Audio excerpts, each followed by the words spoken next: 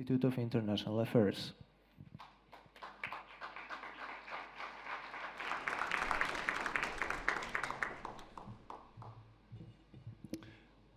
Ministers, members of the Parliament, Excellencies, ladies and gentlemen, good afternoon. I would like to say, welcoming all of you on behalf of the Polish Institute of National Affairs, that there is a very good reason that we are here today in Warsaw.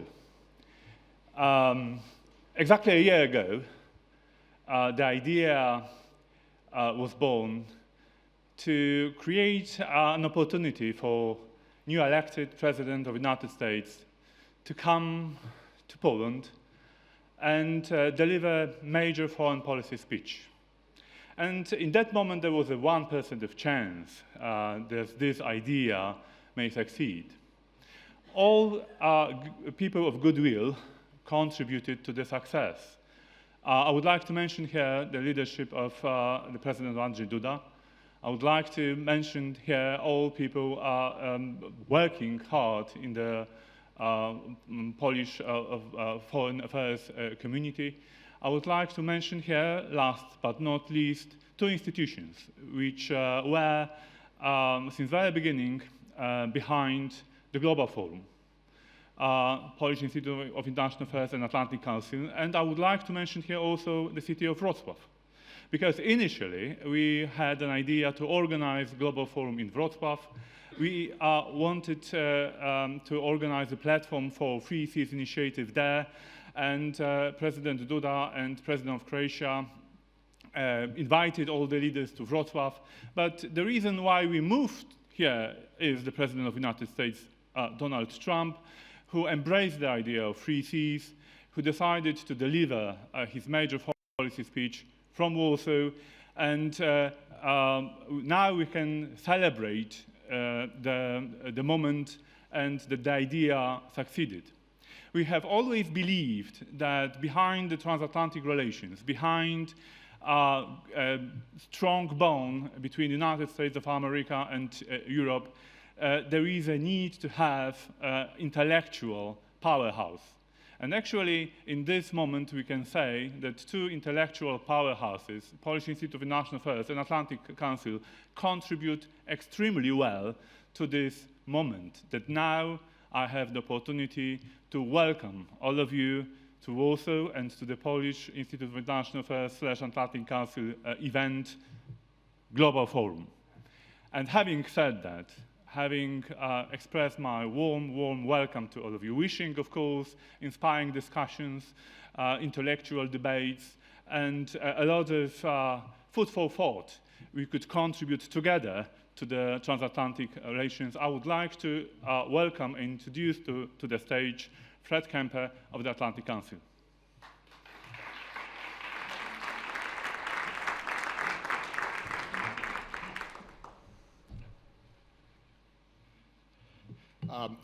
Sławek, everyone sitting here, it all looks so perfect. If you could only know how difficult it is to turn around a major conference like this from a city in Wrocław to a city in Warsaw in a very short period of time where we knew we had to move to make this all happen. And Sławek, I think you're absolutely right.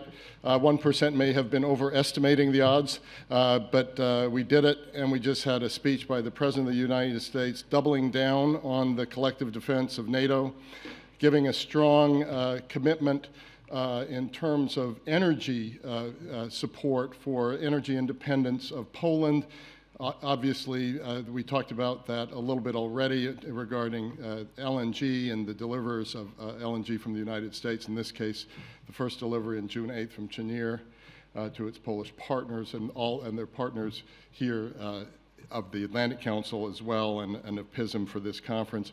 And of course, the Patriots system, which the President announced as well, and Raytheon being here representing that. This is the new stuff of a relationship that's becoming more and more textured and deeper and deeper and deeper, like the troops behind President Trump. Can you imagine that? many years ago. That's also very new and very different. But what the president really doubled down on was the issue of values, and the issue of the values that are the glue that hold us all together. So I think that was a good way for us to kick off. So ladies and gentlemen, as Slavik said, I'm Fred Kemp, President and CEO of the Atlantic Council, and I'm delighted and honored to welcome you all to the Global Forum here. On the 8th anniversary, and this is the 8th anniversary of our forum, we gather here amid two major and defining events for Poland, Central and Eastern Europe, and U.S. relations with European allies.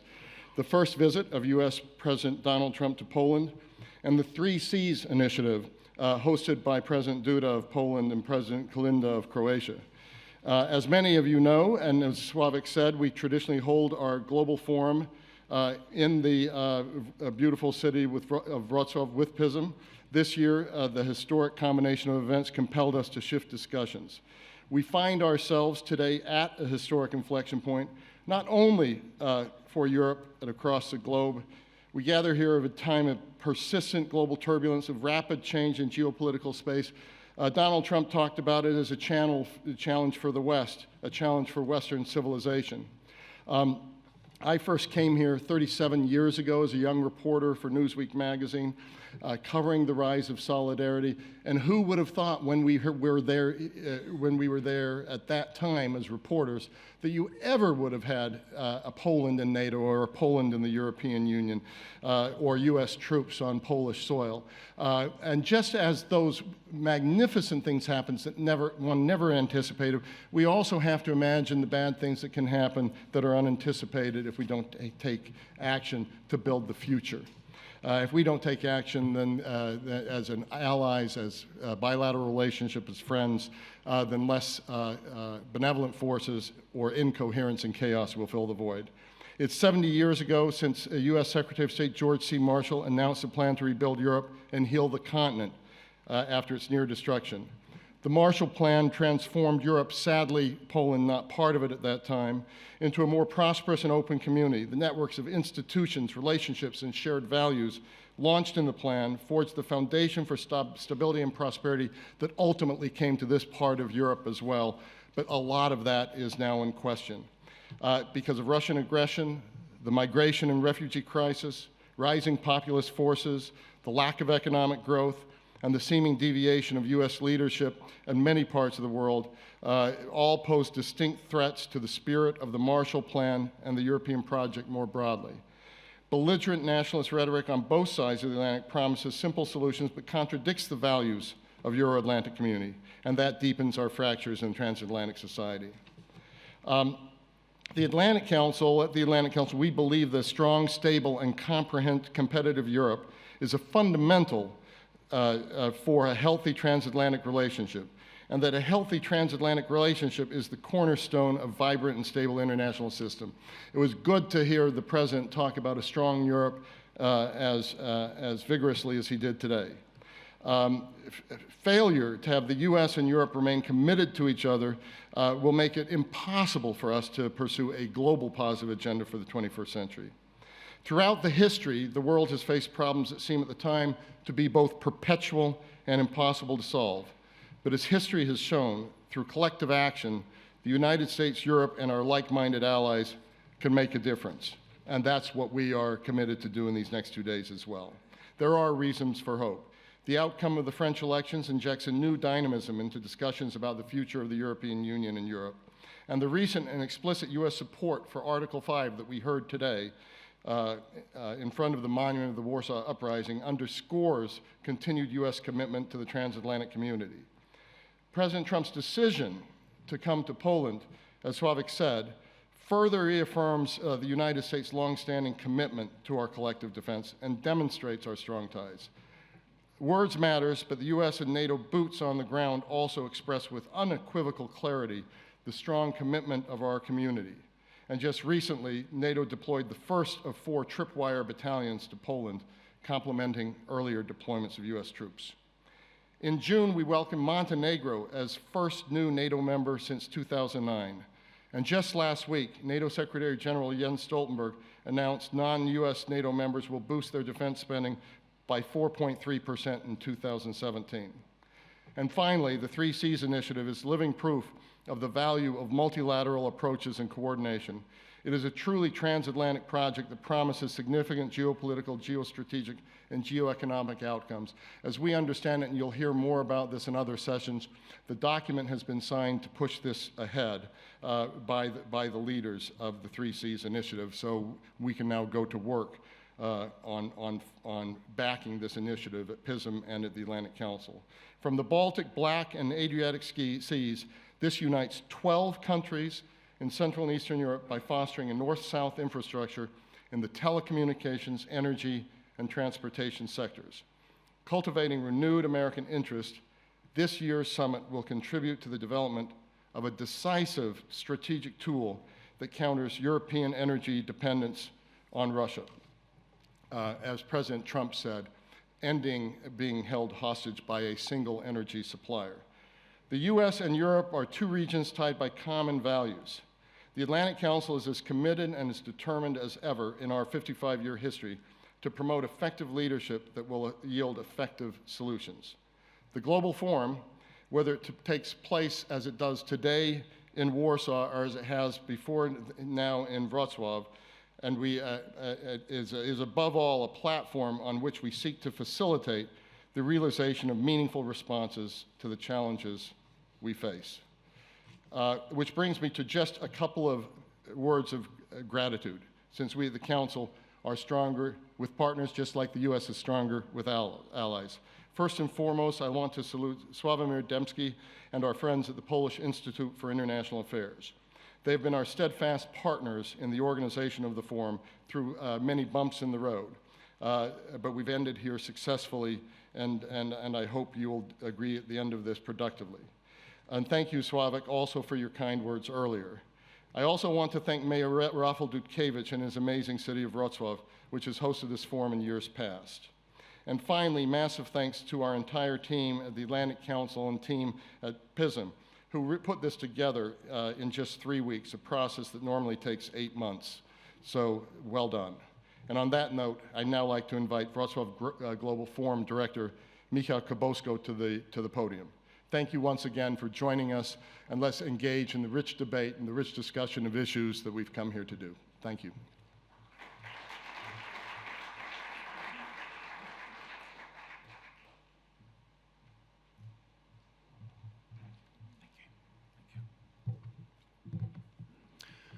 Ladies and gentlemen, dear friends, welcome to the Atlantic Council PISM Global Forum 2017.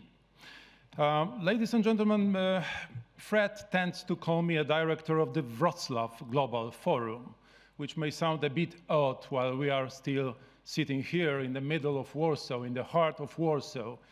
So just to strengthen, to add to the message which you heard already, we love Wrocław. We Wrocław. And as you know, as you heard, that this is pretty obvious, we decided to move the forum this year to Warsaw, to the city Warsaw, which saw the war, which was a witness, which was a victim of the World War II, one of the bloodiest experiences during the World War time, which we heard a lot from President Trump this morning, and we are very grateful as citizens of this city that President Trump spent so much time deliberating on the history of this city. So here we are today to make the Global Forum great again. Ladies and gentlemen, that wouldn't be possible. That wouldn't be possible without huge support and cooperation from our partners, coming from our own team in Washington, D.C. at the Atlantic Council headquarters, our friends and colleagues from PISM, our partners. We owe a lot to our partners. You are seeing a list of all of our partners displayed here. Without your support, without your readiness to adapt, to help us in a transition period from Wrocław to Warsaw, that simply wouldn't be possible. So thank you, thank you, thank you. I also want to mention, obviously, our media partners. We are more than happy to cooperate with a number of huge international and Polish media outlets, promoting the transatlantic cooperation, promoting the Free Seas Initiative, and promoting the Global Forum and the all important topics that are to be discussed over these 2 days in Warsaw. Ladies and gentlemen, without further delay, let the Global Forum 2017 begin. Thank you.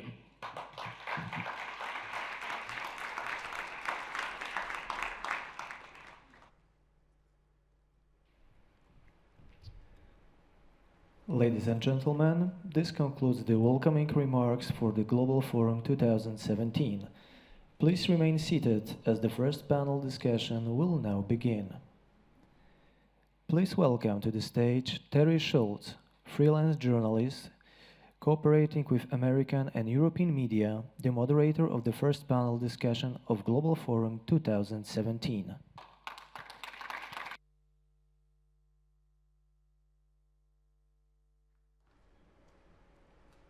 Thank you very much. Thank you to the Atlantic Council. I'm very pleased with this primetime slot on my powerhouse panel, who I'll now call up. First, Mayor Rudy Giuliani, former mayor of New York City. Many people will recognize him. Now the private sector cybersecurity advisor to President Donald Trump. Professor Zbigniew Lewicki, the chairman of the board of the Polish Institute of International Affairs, one of our hosts here, of course. Rafał Oh, I practiced, Rafał, you know I did. Trzaskowski, the deputy chairman of the Commission on EU Affairs with the Polish Parliament, and a former member of the European Parliament in Brussels, which is how I know him, and Christine Wormuth, who's just gotten off a plane from Washington. She is the director of the Adrian Arsht Center for Resilience at the Atlantic Council. And a couple of housekeeping notes while they're getting seated and set up. This panel is on the record, of course, with a journalist hosting, and it is going to be live webcast on globalforum2017.org, and we hope that there are plenty of newsworthy sound bites for everybody to tweet at #StrongerWithAllies. And now if everyone will please shut off their phones or put them on silence. We have exactly 1 hour. I'm going to start my timer under pain of death. I have to get us out on time.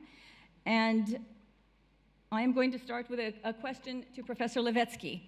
After this speech, Professor, could there possibly be anything that Poland didn't hear in this speech that it wanted? You got a specific mention of Article 5. You are the soul of Europe. You possibly will get many more shipments of LNG. Russia should stop destabilizing Ukraine. What's left? Was this just a dream speech and the Polish government is sitting back with great satisfaction now? Well, let me say it, I was thrilled with the speech. I think it was a great speech, very well written and very emotionally delivered. And as I listened to it and commented on it, and then I walked back from the site to this building, there were quite a few people, ordinary Warsaw or Polish people, who had the same feeling. Great speech, wonderful, we loved it, and so on and so on. Then I came into this place, and I talked to some people, well, yeah, but you know, not strong enough, not weak enough, not this, not that, not whatever, which I think is a good summary of why Trump won the election, but is so strongly disliked by the politicians, commentators, and so on. A totally different take on what I think is a historic speech. And of course, all sophisticated politicians may always say, well, I could have said it better, but I don't think anybody could have said it better, not now and not here. You were perfectly satisfied with it. You thought this long detailing of the Soviet history, of the Polish difficulties, that was a good thing to a Polish crowd which already knows those stories well? It was very good to the Polish audience. He mentioned specifics, he mentioned street names, he mentioned people. Dan Fried here told me that he mentioned actually Nowak Jeziorański's wife, which I didn't realize, the woman's name who was mentioned there. People related to it. This is American president coming to Warsaw and at least presenting a very detailed knowledge of what's so dear to us, of what's so important to us. Of course, everybody knew that somebody wrote it for him, but he delivered it with emotion, with feeling. And I think, that's exactly what people hoped for as they came in crowds and as they waved the flags and as they applauded and all that. This is what public speeches are all about, to make people satisfied, happy, and to make them feel that they are appreciated by the speaker. So enough substance, enough emotion. Say? So enough substance and enough emotion. To me, absolutely, 100%. Okay, Mayor Giuliani, what did President Trump want out of this speech? What did he want people to feel as he looked out into that crowd? They were cheering. He didn't see any protesters against him, which is probably just on this first trip. What did he want to accomplish there and also in the meetings with President Duda? He came out calling it an incredibly successful meeting. So do you think the U.S. got everything it wanted out of this visit? Absolutely. The idea of this speech began way back in December when it was clear that he was going to be going to the G20 and you were having this conference here. And so I was part of the group that thought it was a very good idea that the president come to Poland before he went to the G20. And I thought it would be a good idea, first, for a simple political reason, that he'd get a really good reception here, whereas I seriously doubt he's going to get a really good reception in Germany. And by the way, he's not going to give a damn. Number two, I thought it was important that he reaffirm NATO and the importance of NATO and Article 5, although he did it once before when he met with the Romanian president in Washington. He was actually supposed to do it for the first time here, but he kind of jumped the gun. And I thought it was important that he do it here because it really means something to you, as it does to Lithuania and Latvia and Estonia and all the countries that were represented in the audience. And like you said, I thought he covered every base beautifully. So if he didn't go into the history of Poland and display some fairly deep knowledge of it, then the criticism of the speech would be, he just came here to take advantage of Poland. So you can't win.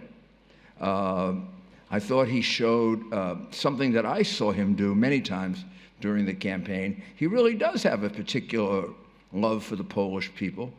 I was with him when he was endorsed by the Polish American Council in Chicago. Probably was the only time in the campaign that he went to Chicago because there were only 2 Republicans in all of Chicago. And, but I thought he did, I think he hit all the bases he wanted to hit.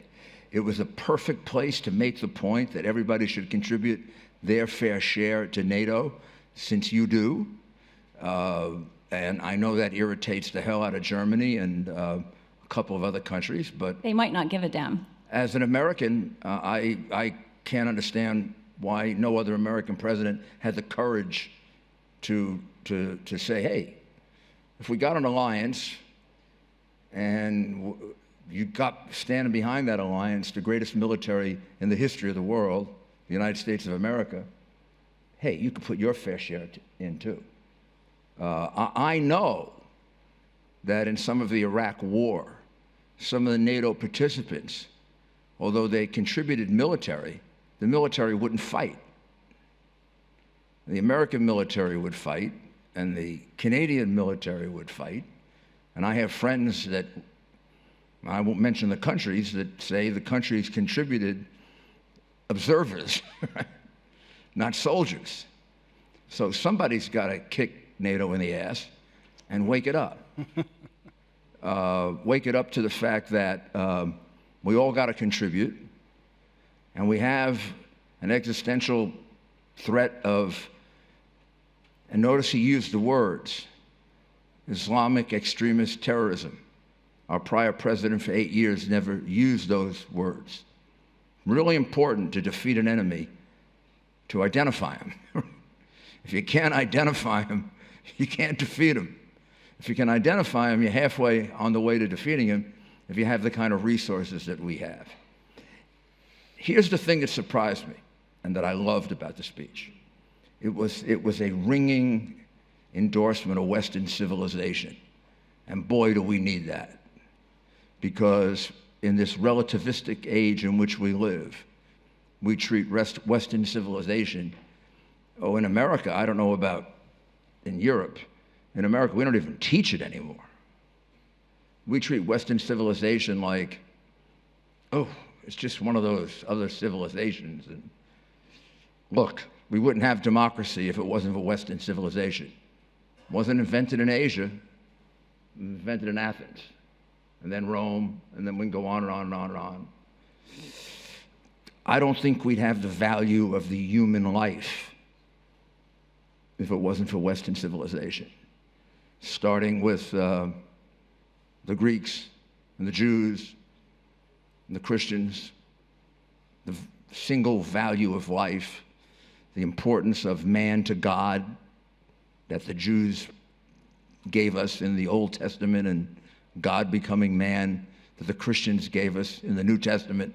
Whether you're religious or not, that elevates human beings to a very, very high level. There are very few civilizations like that. And I am very, very proud of my president for being a defender of the civilization that I think has given more to the world than any other. I don't want to demean anybody else's civilization, but most of the things that we have come from a very long historical line that I'm glad we have an American president who can see that and has the courage to get up and announce it, and he knows the press is going to rip it apart. And he, in fact, if they didn't, he would be disappointed. Okay, thank you very much. Just a point of fact, because I cover NATO. The decline in defense spending didn't just turn around with the Trump administration. That actually was halted a couple of years ago. I think it's arguable whether people have reached deeper into their pockets because of the U.S. pressure, but we can discuss that more in the panel. And now from one former mayor to someone who I don't think I'm giving anything away, perhaps hopes to be the next mayor of Warsaw. Is that right, Rafał? Scoop.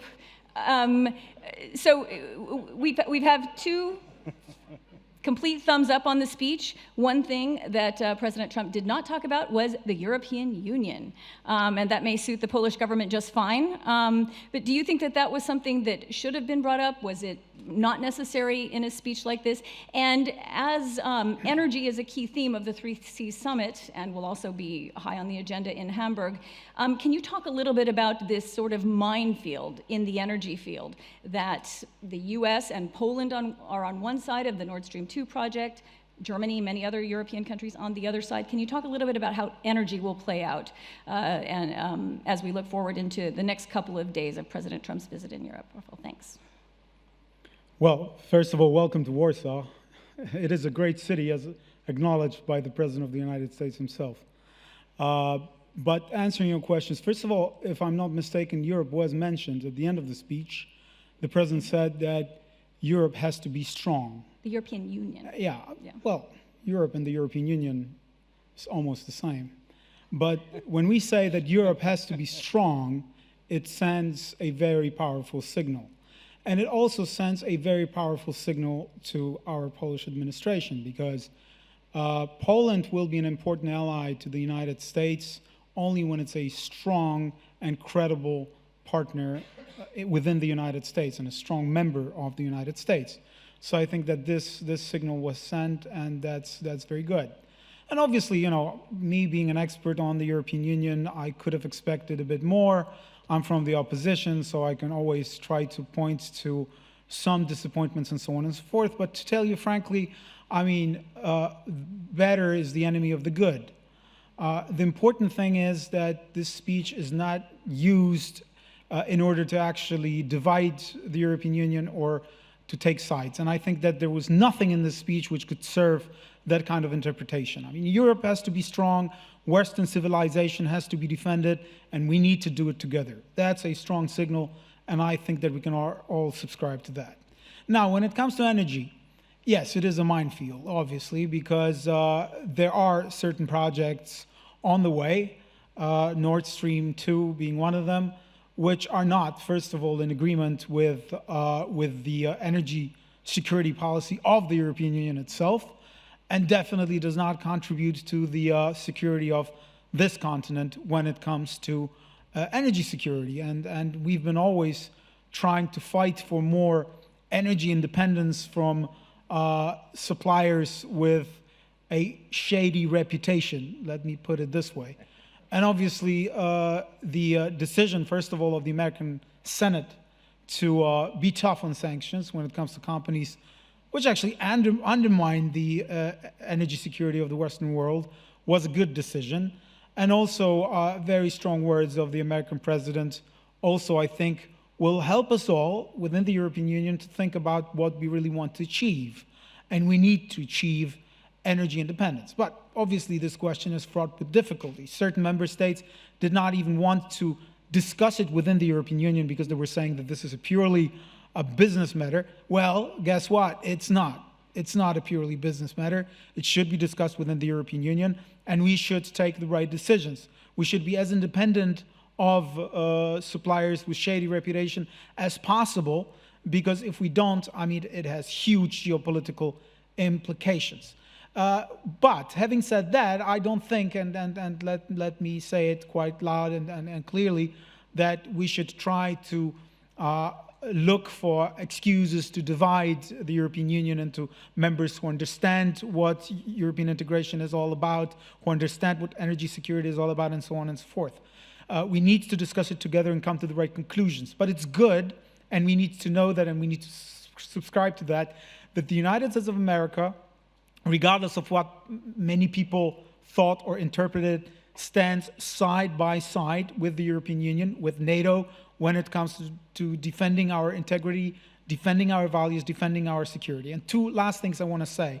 It was very important that President Trump used very strong words about Russia, especially, you know, sort of looking at his political campaign. One could doubt, but no, I mean, he delivered very strong words, and this is very reassuring for this continent. And also, it was very important because I think that President Trump addressed the Polish people. He didn't take political sides. This is very important. He didn't. He welcomed Lech Wałęsa. He wanted to address the Polish people, this part of Europe. Also, his words about basic rights, freedom of speech, and rule of law were very, very important, and I think that they resonated quite well at Plac Krasiński. Okay, another endorsement, primarily Christine Wormuth. I don't know if you will agree with this, but you have spent many years in defense. Can you please wrap up our opening with some more words about security, about how important it was that he finally did mention Article 5, how important it was for Poland, important for Europe also.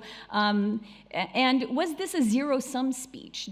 Does his strong defense of NATO, the support for Poland, the specific mentioning of Russian meddling in Ukraine mean that as President Trump heads into his meeting with President Putin, things are going to be more difficult on that end? Well, I think it is interesting. I certainly found it interesting that I think we heard President Trump make the most pointed comments about the challenge posed by Russia that he has to date. That was definitely notable. And I think that points to the fact that he is balancing as he goes into the G20 meetings and into the bilat meeting with President Putin, the fact that on the one hand, I think he's made clear that he'd like to see if there's some way to find a more positive footing with Russia and some areas for cooperation, but at the same time, particularly given the political context at home in the United States, he can't be seen as being too close to Putin. And so I think the fact that he put a marker down there about what Russia has done in Ukraine, about propaganda, is notable. At the same time, I think there will probably be many back in Washington who will find what he said to not go far enough. He was not very pointed in addressing the fact that Russia has really fundamentally interfered in the electoral system in the United States in a very dramatic way. And it's not just limited to the United States, of course. We also saw Russia interfering in the French elections. We saw them hack into Macron's campaign. And we'll see what happens with the German elections that are coming up. So there's definitely a balancing act there. I also thought it was interesting that President Trump spent as much time as he did talking about the threat of terrorism. I think, you know, while it is absolutely an important threat that we all face, but I also think it's one where President Trump believes he can find some common ground with President Putin. And that's a place, I think, where he might like to see if we may be able to find some way to work with Russia. And so it was interesting to me that he, to my ear, he emphasized that threat almost more than the threat that Russia poses itself. On the one hand, he did make very explicit statements about the importance of the Article 5 commitment, which I think is very good. He made very positive statements about the importance of a strong Europe, which is very important. He also, exhorted the NATO allies, as he has previously, to spend more on defense. But I thought it was interesting that he didn't connect that very directly to why do we need to spend more on defense? Against what threats are we investing in? And it seemed to me that he put more emphasis on terrorism than he did on the challenges posed by Russia. Which may be fair enough, since NATO is increasing its own efforts against terrorism, splitting more of that than used to be the case. So anyway, we think that the speech will play well to all audiences then. We're going to go to questions now, but I have to ask Mayor Giuliani about something he said just quickly. You said he wasn't supposed to mention Article 5 with the Romanians. No, I was teasing. Because I waited that whole speech at NATO for it, and then we didn't get it. I was teasing. I thought I had a little bit of... But I think he didn't mention Article 5 when he was in Europe after his trip to Saudi Arabia and Israel, because he didn't think it was necessary.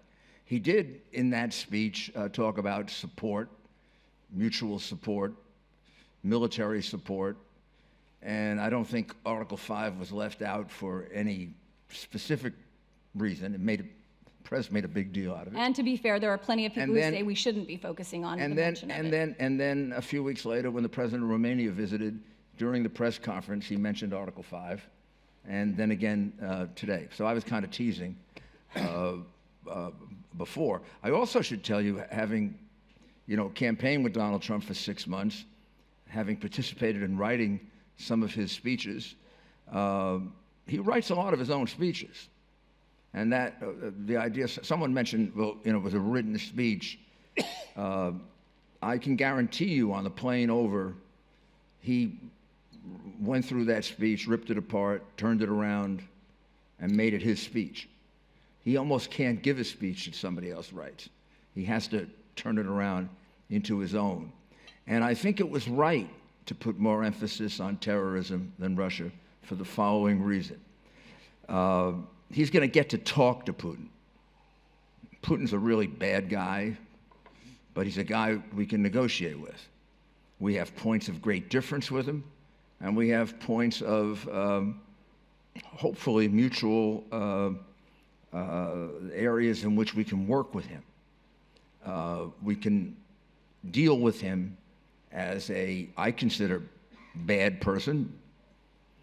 I don't know that I'm qualified to describe someone as evil, but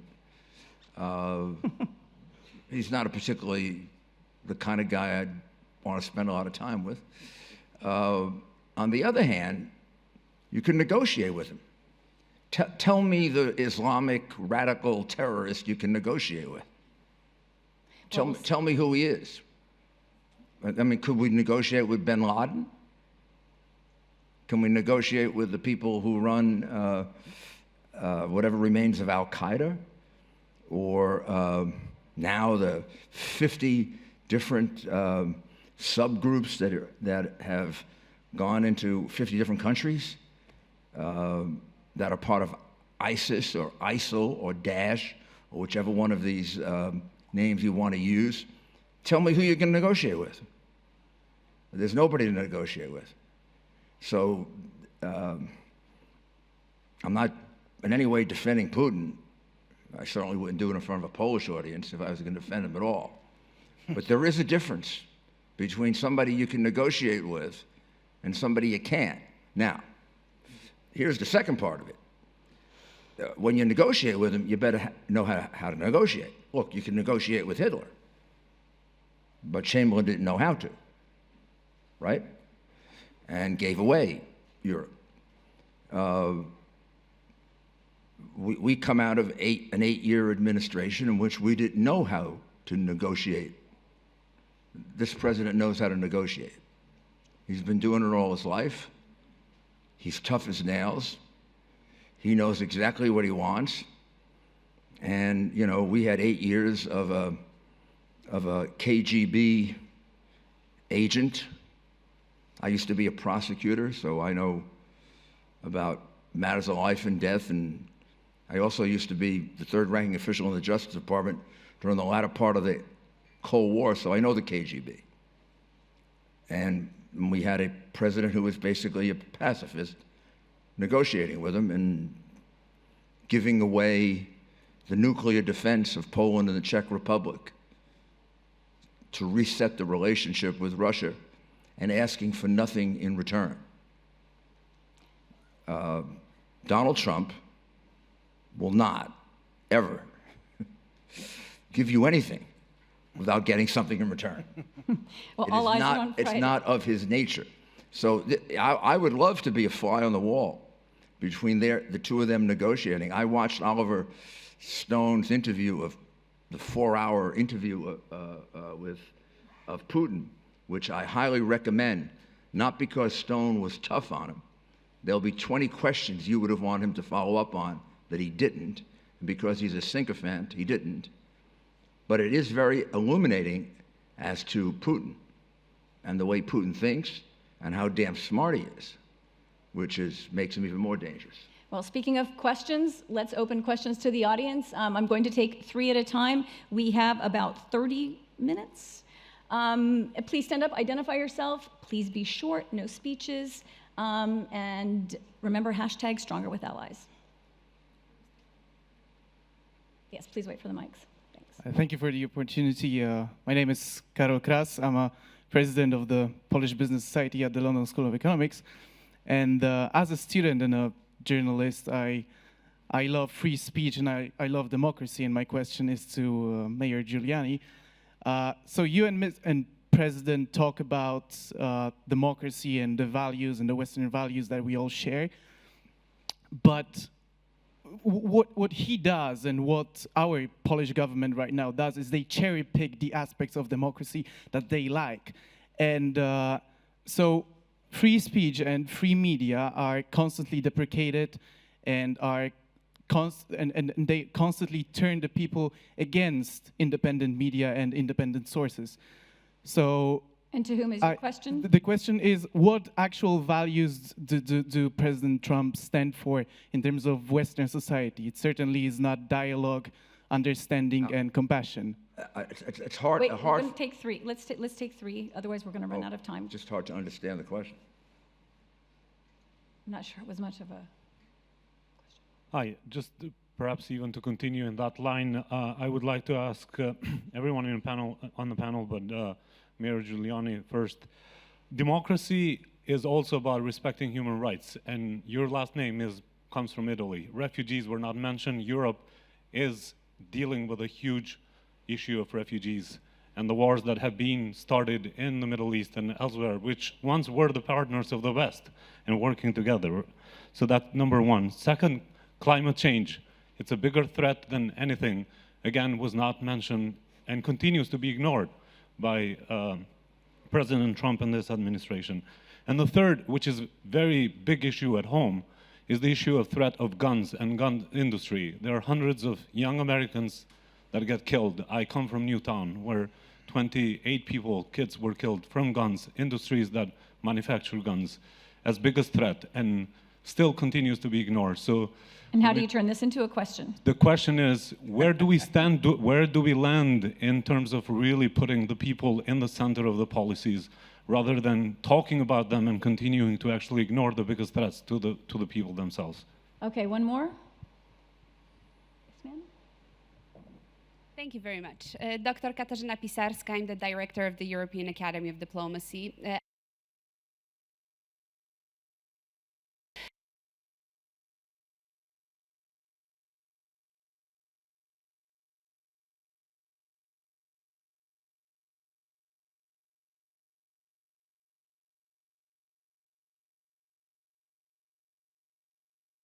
Do you think he wants to get out of those negotiations? So what will he give in And what will he get from the negotiations? What are the benchmarks here? Because, you know, we are in this part of the world very wary to negotiations. We had wonderful experience with many of our allies, but we also had negotiations called the Yalta.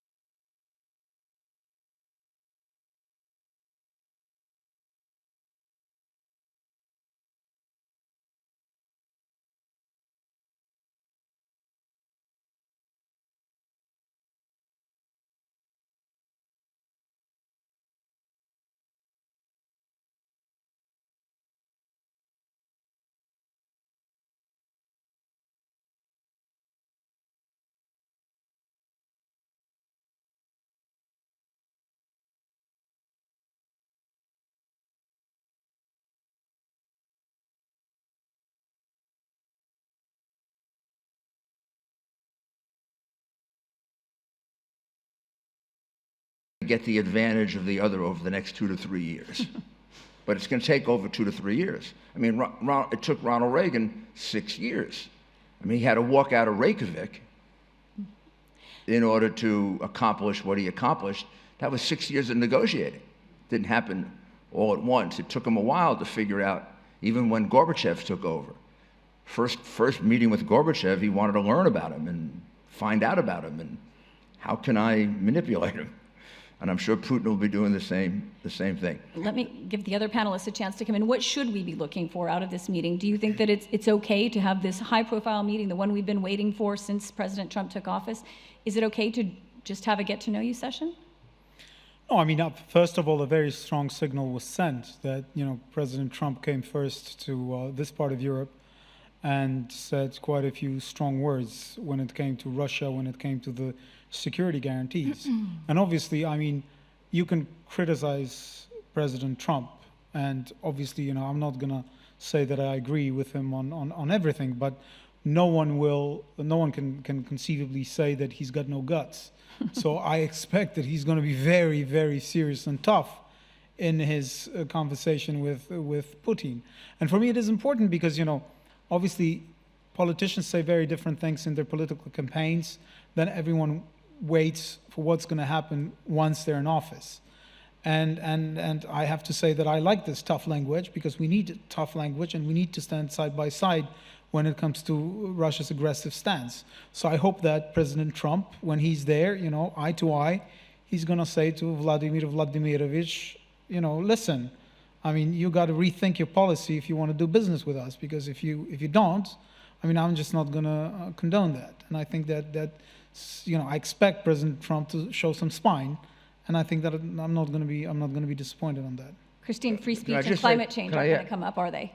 No, I don't think so. And I think Mayor Giuliani is right that the President Trump is not going to strike a deal coming out of this bilat. that, I think it will take time. But I think what we have to be careful, we know what Putin wants. Putin wants the sanctions rolled back because of Ukraine, and Putin wants to have a sphere of influence around what used to be the Soviet Union. And I think we need to be very careful of that. And that's not going to happen. He's not going to get that, right, Mayor Giuliani? Well, I think you're ignoring something that was of critical importance to his negotiation or discussion with Putin. It's more important than anything they say to each other tomorrow. His bombing of Syria. Sure. Syria is an ally of, I occasionally still call them the Soviet Union, Russia. President Obama always feared doing that, drew 12 lines in the sand as to the use of chemical weapons, and then whimpered away. And the first time it happened under President Trump, he bombed the hell out of them. Now, that's much more important than words. That's what Ronald Reagan understood. The guy on the other side of the table has to fear you. So I thought his language today was terrific, because he said all the right things. But if all he did was have the language today saying all the right things, then he could just be another orator, and he could be the Cicero of our times. But he showed that he's a different kind of president, that he's not afraid, if he has to, not that he wants to pull the trigger. And I believe that attack on Syria had a big impact on Putin. Professor Levetsky, I spoke to some Poles ahead of this meeting who said that they were nervous about how warm the relationship would get between the two presidents, fearing that the better Putin and Trump get along, the worse it is for Central and Eastern Europe, the subject of our panel. So do you think they're reassured now? I think I fully agree with Mayor Giuliani that Putin will not be able to kind of cheat Trump in their dealings and sell him, a bill of goods or anything like that. Probably Trump is as good a negotiator in politics as he is in business. We don't know that yet, but that's a different type of negotiations that you very well realize. And sometimes, of course, you have to give in order to get. And even the lady here mentioned Yalta as an example of presumably a bad decision by the US government. All I can say is Yalta created the Cold War, which never evolved into a hot war. And I am, old enough to be able to say that because of the Cold War, I lost half of my life, but I'd rather lose half of my life than all of it. So, sometimes,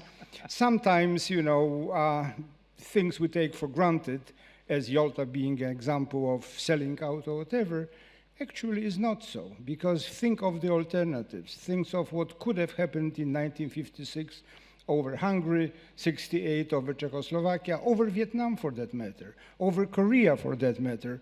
There were so many instances in which the Cold War could have evolved and would have evolved if not for the division of the globe into a hot war, and then we wouldn't be sitting in this room, discussing, whether Trump can possibly outsmart Putin, which I think he will be able to do, of course. And certainly if we're speaking about war, to make any progress in Syria, there has to be some understanding between the US and Russia. There has to be... Of course there has to be understanding between the two great powers. I mean, one superpower, one great power. We don't profit from quarrel between two countries that have nuclear weapons in their disposal.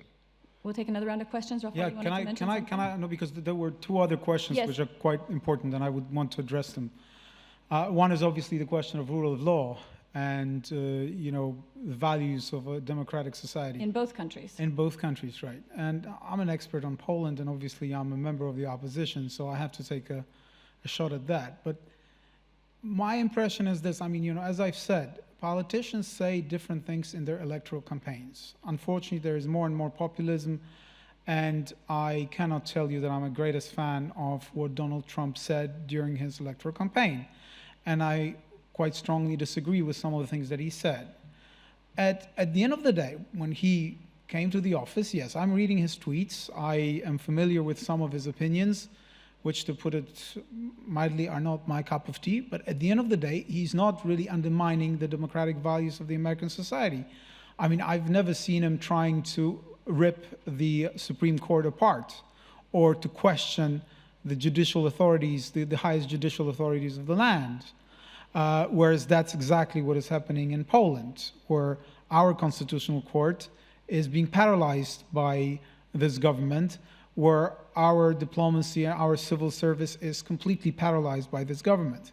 So there is a huge difference between rhetoric and action, and between rhetoric and action in this country, where I think that we do have serious problems with rule of law, which is inflicted by this government. And that's why I think that these words by President Trump, because this government thinks that President Trump will be their greatest ally when it comes to this new illiberal democracy.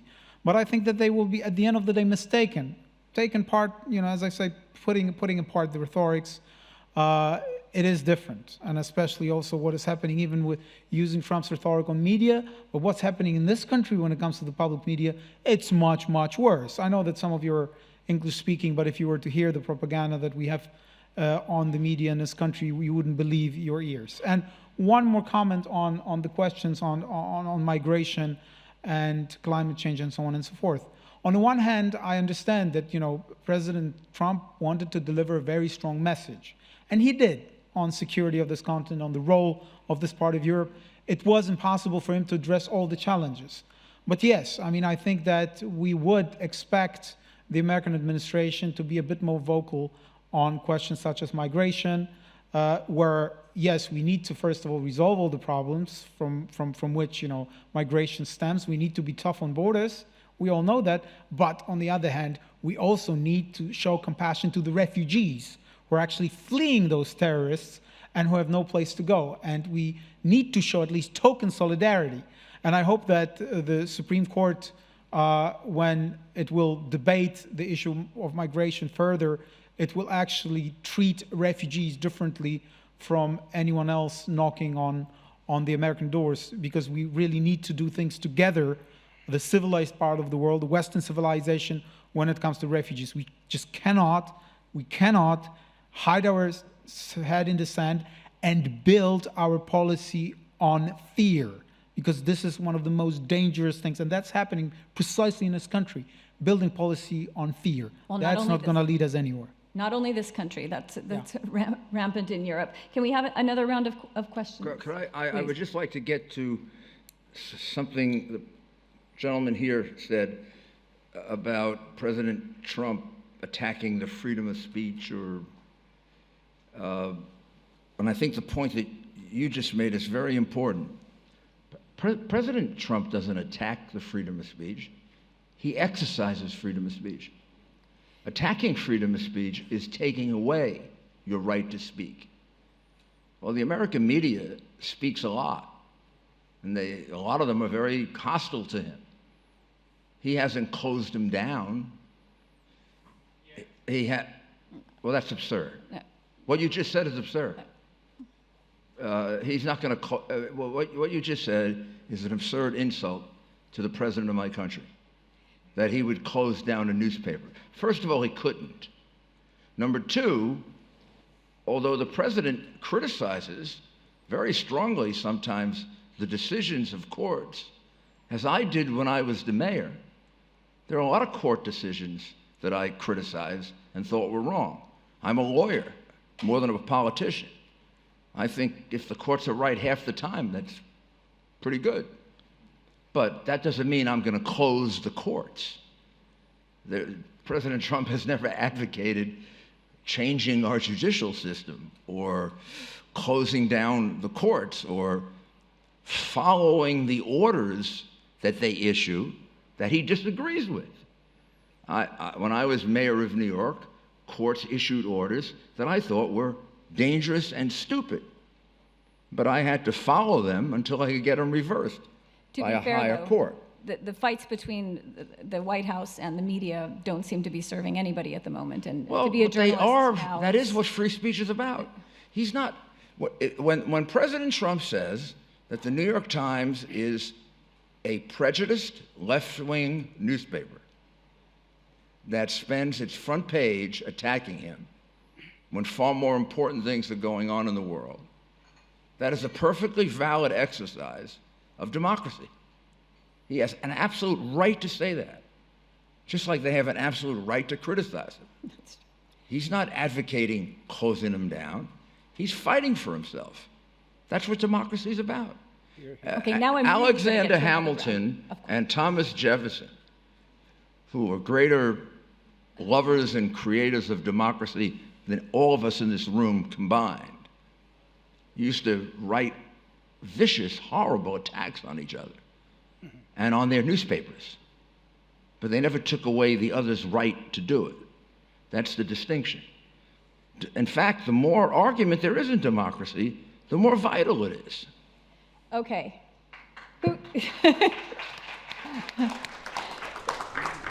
All right. Other people have questions? I can hardly see. Other people have questions? If not, I'm sure There we go. can continue with the panel. Yes, sir, in the middle there, and anybody in the back? Really, no hands. Hello, thank you. My name is Rafael Libera. I represent the Transatlantic Future Leaders Forum. And we discuss Europe, then move further east to Syria, if I may, move even further east to China. And in the context of G20, how do you see the American or the West relationship developing with China, especially in the context of Russia building an ever closer cooperation and ties with China? Under President Obama, there was clearly announced strategy of pivot to Asia and concentrating on that region. What is the current administration, President Trump administration policy towards China, given that in the context, for example, of Paris Agreement, there is a narrative that China is now the leader in that field, and in other, it could also take leadership roles in other fields, replacing, therefore, and supplanting the United States. Thank you. I think that. Can we take a couple more, Mayor? Because then we have to wrap up. I've just been given a 10-minute warning that we have to close the panel. Is there anyone else in the back that I don't see? Okay, then I'll take the one right next to you, and I think that's it. Thank you. Wojciech Jakubik, Business Alert, PL. I'm from media, so I will quote you immediately. I got one question about the energy diplomacy of Donald Trump, because we know that American LNG business is something different than Gazprom, which is simply another ministry of gas of Russian Federation. What is the capacity of Trump's influence on American LNG companies? Is he able to make them sell more LNG from America to Three Seas initiative countries, for example? It's a question to Mr. Giuliani, but also to other panelists. Thank you. And we will use this round to wrap up. Each speaker, please take a couple of minutes, and if we haven't gotten to anything you want to say, please use it to wrap up. Mayor, would you like to start, since that was directed to you? Mayor Giuliani, would you like to start? Sure. Well, energy first and then China. On energy, we're a private sector economy. The president has influence, of course, obviously. The Congress has influence. Sometimes they act in different directions. Secretary of Energy, Rick Perry, who is the governor of Texas, which is our largest energy producing state, has a tremendous amount of influence. But private companies make private decisions in America. We can urge them, we can push them, we can cajole them, and we can give them tax credits, but we can't order them to do it.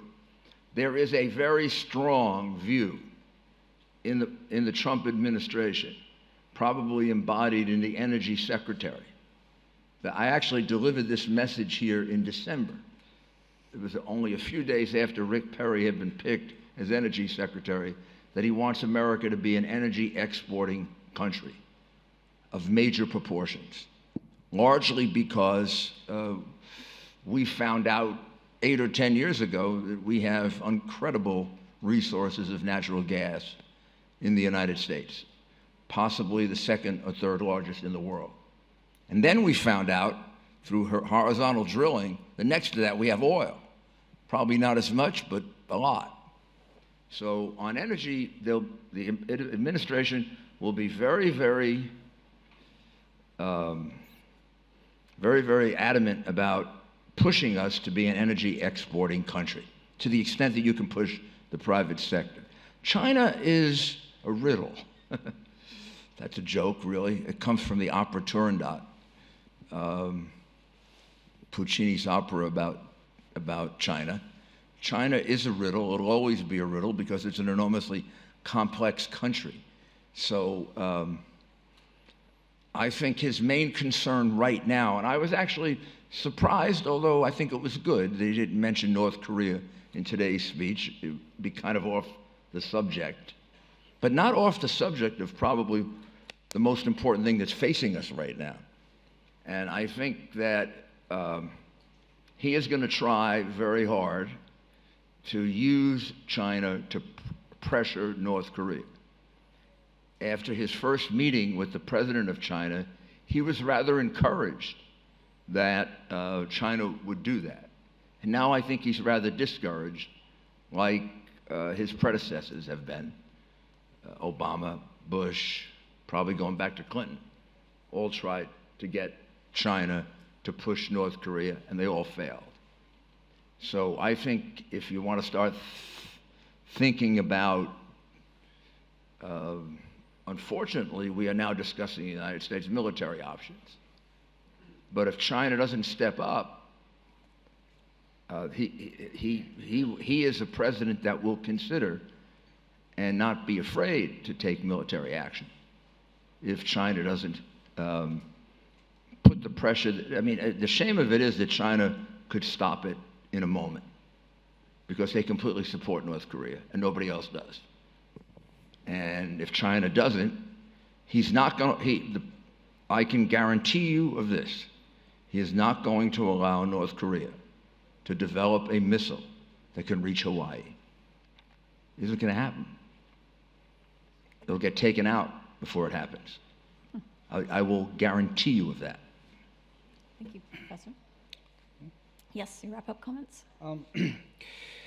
Well, actually, North Korea came up earlier today in the meeting between, the press conference that the two presidents had. So the issue did come up today. You're right. Presumably, Trump would not allow North Korea to develop a rocket that would reach Hawaii. The point is they have the rocket that can reach Tokyo or Seoul. And if you talk about allies, if you talk about security of other countries, so it's not just, rocket reaching Hawaii. You have to worry about the security of the countries which are so close to you. So some solution must be found in order to make the Japanese and the South Koreans feel more secure. Not that I know how to do it, of course. He is building a nuclear shield for both of them, much to the consternation of China. The nuclear shield for South Korea being a lot more difficult than Japan because South Korea is like Israel. Yeah. It's right next to its enemy. Right. But I have no doubt that if either one of those countries, who are also tremendously strong allies of the United States, if either one of them were attacked by North Korea, by treaty obligation, exactly. we would have to defend them militarily. Yeah, I mean, defend after the attack may not be so sufficient. Right. I mean, after Japan is attacked, there may be nothing to defend. But wouldn't you like to give them a little time, though, to try and see? Japan has its own shield at this point, so it's more secure. Of course, South Korea is in a more precarious situation. Let me only comment on one issue. I've been thinking about this energy problem, because on the one hand, obviously enough, of course, the US government cannot make private companies sell gas to Poland, for instance, though it may, and it did, stop those companies from doing so by not issuing licenses. And of course, now we have 4 or 5 terminals that would be in operation. I don't know. I mean, I almost hesitate to say so, but we are now getting independent from Gazprom, and we are, not just Poland, but let's say Poland, getting more and more dependent, presumably 80% soon enough, on the United States, which at this point is a wonderful situation, And we don't have to worry about the United States. We don't have to worry about the United States blackmailing us. But to be too strongly dependent on any one country is always somewhat unsettling. I agree with you. Terry, I just wanted to say, I think from what I can see, the Trump administration hasn't figured out what its overall approach to China wants to be. Sometimes they take a very hard line, sometimes they take a much softer line. I think in some cases they've ceded US leadership to China far more than I'm comfortable with in terms of a number of things, but I don't think they've quite sorted out what their approach wants to be. And I just wanted to come back to one other point as my last comment. I think Mayor Giuliani is absolutely right that actions speak louder than words. And I do think that the tactical Tomahawk strike into Syria was a productive response to what Assad did. That said, the one place where we haven't seen any action is against the fact that Russia has interfered in our democracy in the most fundamental way, and we have not. It is July, and there has been no action taken to push back on that, and that's something that's concerning to me. What should it do? During the Oliver Stone interview of Putin, he asked Putin, do you think that the attack of 2 weeks ago on all the Russian banks, and then he points out 3 or 4 other attacks, do you think they were retribution for what you did to the United States? And Putin has a stone face and says, well, of course, one never knows. I do think we have taken action. I just don't think we've announced it. Okay. I've heard reports that those attacks came from Russia. So we don't know. I don't see the intel anymore. Yeah, I very quickly. First of all, when it comes to energy, obviously the possibility of actually having another another route through LNG from the United States is good for the security of Poland and of this continent. But I agree with Professor Levitsky that we shouldn't be too dependent on it. If it's just another source and with a good price, then fantastic. Second thing, when it comes, because I chose to be very positive on the speech, but for me, what is really important when it comes to President Trump policy is the follow-up. Because if the President Trump says we need a strong Europe, I really rejoice. But he should have said, and I hope that he's going to say it when he's in Hamburg, we also need a united Europe. So if anyone in the President's administration uses this trip to sort of show, oh, there are 2 kinds of Europe, one is different, they welcome me warmly, and now I'm seeing the tougher guys, the difficult guys, the guys who are not really understanding the reality of today's world, that's going to be bad. So I hope the message will be, we need a strong Europe, we need united Europe. Just as much, I would want this government here in Poland to say, okay, 3 Cs initiative is just an addition. We need to coordinate policies, with our friends, but united Europe is the most important thing, so that it does not use it to sort of show there is an alternative. Oh, we are marginalized in Europe, but we can have fantastic relations with the United States, and that's enough. No. The United States need a strong, united Europe, and it will treat Poland seriously only if we are a strong member of the European Union. And finally, I wanted to say one thing. One of those threats, and that's why we needed strong language on Russia, are the hybrid threats. The questions of cybersecurity foremostly, and we've started to talk about it. I was responsible in the previous government as a Minister of Digital Economy for it, and I'm very happy that not only President Trump delivered a strong message to Russia, but that he has chosen a very feisty and gutsy advisor on cybersecurity. It augurs well for the future. Well, I can tell you this without betraying anything that's classified. There's no country on earth that has the cyber security offensive capacity of the United States of America. Just like our military is 4 times their size and 8 times more modern, our cybersecurity capacity is frightening.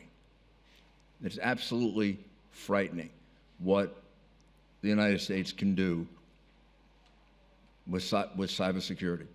The only question I have for you is, But they're going to. Why does there have to be a united Europe on every issue? Don't some of your countries disagree with each other? And shouldn't they? There is United States, so why not United Europe? And Texas, Texas doesn't always agree with Idaho. Wait. Has Italy and France and Germany and Poland decided to become states of one country? Mayor Giuliani, I'll answer that. I mean, of course we can differ, and there's a great degree of flexibility in Europe, but there is a huge threat that Europe will fragment itself, and there are many in some of the countries of the European Union who want to create separate institutions, who want to fragment the United States. And if we play that game, that's a single most dangerous thing that can happen in this continent. So I'm not talking about a federal European Union. I'm talking about a unified union with the same set of institutions, which can be flexible, but we need to stay together. We cannot afford fragmentation in any way. This is a very great threat now in Europe. And that's where I'm going to have to. So how did you feel about Brexit? I mourn Brexit more than anything else in the past 2 years. We need Brits to be as close to us as possible. I thought you needed that warning to straighten out some of your socialist economies. Okay, this is Europe. another panel. And I'm not hosting that one. Straighten out your socialist economies, and you'll be far stronger. Okay, this could, though, lead into the next one, which is starting immediately, the transatlantic market, integration or fragmentation. You have to stay tuned for that. Thank you very much to my guest, Rafał Trzaskowski. Thank you. Second choice, Christine Wormuth, Zbigniew Lewicki, and Mayor Rudy Giuliani. Thank you so much. Ladies and gentlemen, please remain seated as the next panel will begin shortly.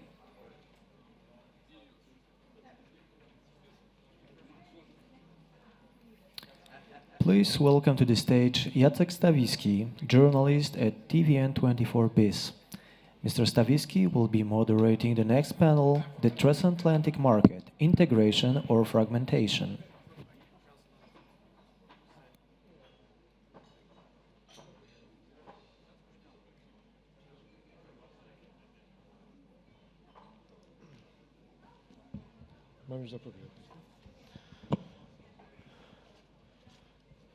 Ladies and gentlemen, I'd like to invite you to the next panel. It's which is Transatlantic Market, Integration or Fragmentation.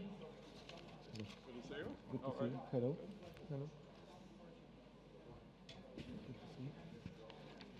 I have already welcomed James Jones, and I would like to welcome Ellen Tauscher, Strategic and Advisor Baker Donaldson.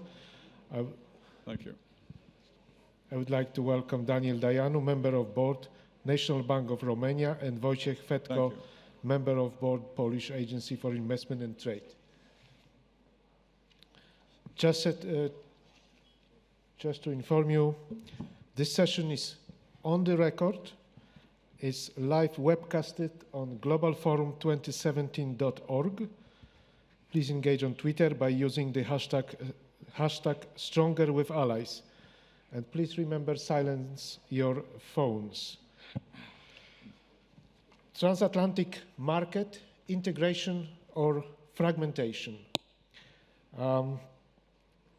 Completely two opposite trends. To integrate or to fragment means completely different things. And because we have strong upheaval in the world around us, and in Europe, in other regions of the world, even in transatlantic relations sometimes. So we have to think about countering, first of all, forces of fragmentation. And we have to strengthen forces of integration if we want to progress. That's my opinion, at least. And I would like to ask my panelists now, whether we can actually make some movement between two opposite trends, and whether we can actually counter fragmentation and foster integration. General Jones, please.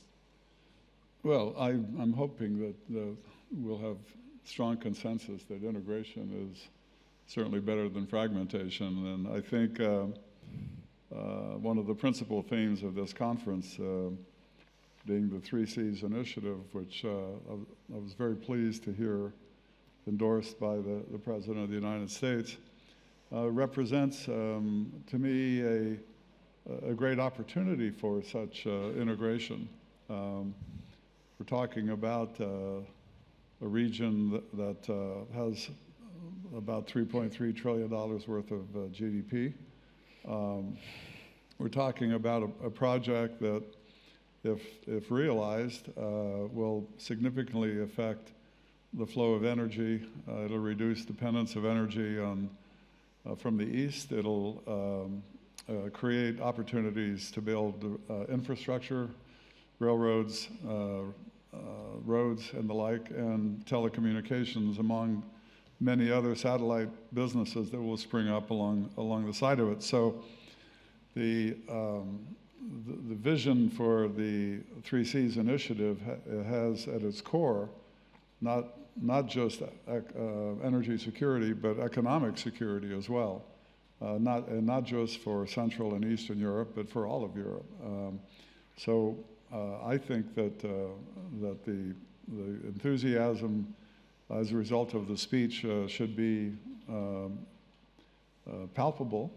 I think there are some things that hopefully, right on the heels of this conference,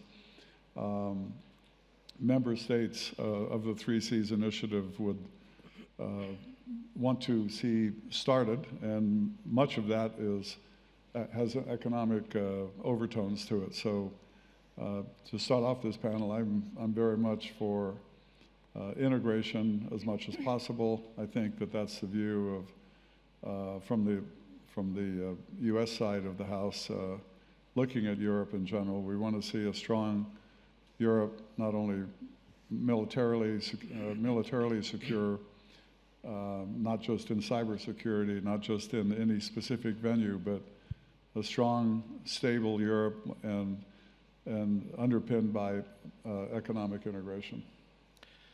So you are an optimist, I hope. Yes? Yes, I want to be an optimist on this. I don't want to be proven wrong. I'd like to ask the panelists to your left whether we can actually counter fragmentation and foster integration, and in your opinion, whether we are on the right track, having heard, for instance, General James John's statement on or opinions about 3 Cs initiative. Well, let me first welcome, since I'm the only Pole, I guess, on the panel, distinguished panelists to Warsaw, especially in the light of very motivating and very moving speech by President Trump that invoked our history a lot of times. This is a city that never gives up, and it always wanted to be in the Western civilization and wanted to be very strongly integrated in the Western European side of things. So obviously, I am personally an optimist, and I represent a government agency. We are an implementation arm of the Ministry of Economic Development, and we are part of the program, so-called Morawiecki program, that is our Deputy Prime Minister's strategy for responsible development of Poland. So we are obviously very much involved in looking from the Polish perspective, but also from European perspective at transatlantic trade and investments. And we are obviously all for integration. We have obviously huge concentration of trade investments in the European Union. That's about 80% of our trade balance. Our mandate as our agency mandate is to diversify. As we are diversifying in energy supply, we're also trying to diversify a little bit away from the European Union markets. As we all know, the United States is not #1 trade partner for Poland as things are. It is obviously sizable investor, but I think we've got still a lot of potential to develop both trade and investment links with transatlantic countries. Just to give you a couple of big figures from the latest events. CETA, that has been provisionally implemented since October last year, has caused roughly 50% increase in imports from Canada. We've also noticed a sharp increase of imports from Mexico after we have opened our foreign office or trade office in Mexico City with President Duda in April. So these are all, tangible signs of huge potential of integrating ourselves, and I'm just talking about Polish perspective, with major countries across the Atlantic. Thank you very much. I now put the question to Ellen Tauscher. Optimist opinions about about integration. Integration is winning, but I would like to ask you whether maybe we should not worry about fragmentation, because market forces can bypass fragmentation. Market forces can get used to any kind of forces. They will prevail, whether we integrate, whether we disintegrate. Markets are to make business with, and they don't take much of, they don't care about whether there is environment. They want to have advantages. They don't care whether it's integration or fragmentation. Do you agree? I'm not sure. So when I was a very small child, I was on Wall Street for 16 years. And I don't think things have changed much in the intervening decades. Mm-hmm. American businesses, we own most of our market. We own most of our northern neighbor, Canada, to the extent Mexico is growing. But Europe is our biggest market. And what Americans really like, they like two things. They like certainty, and they like visiting their money. Mm-hmm. And so when American businesses come to places like Poland, what they really want is a sense that this is a NATO ally, so there's physical security, there's a sense of stability, a sense of safety. And then there's also a sense that because you're an EU country, that the rules of the road are rules that people understand. And my colleague from Baker Donaldson, Culver Schmidt, likes to say, what Americans have as institutions, one is the military and one is our business. And both of those strong institutions are very leadership-oriented, but they like to have a sense of a developed relationship. And they want to buy down risk. And the way you buy down risk is to have a sense for agreement on the rules of the road and understanding how you're going to operate.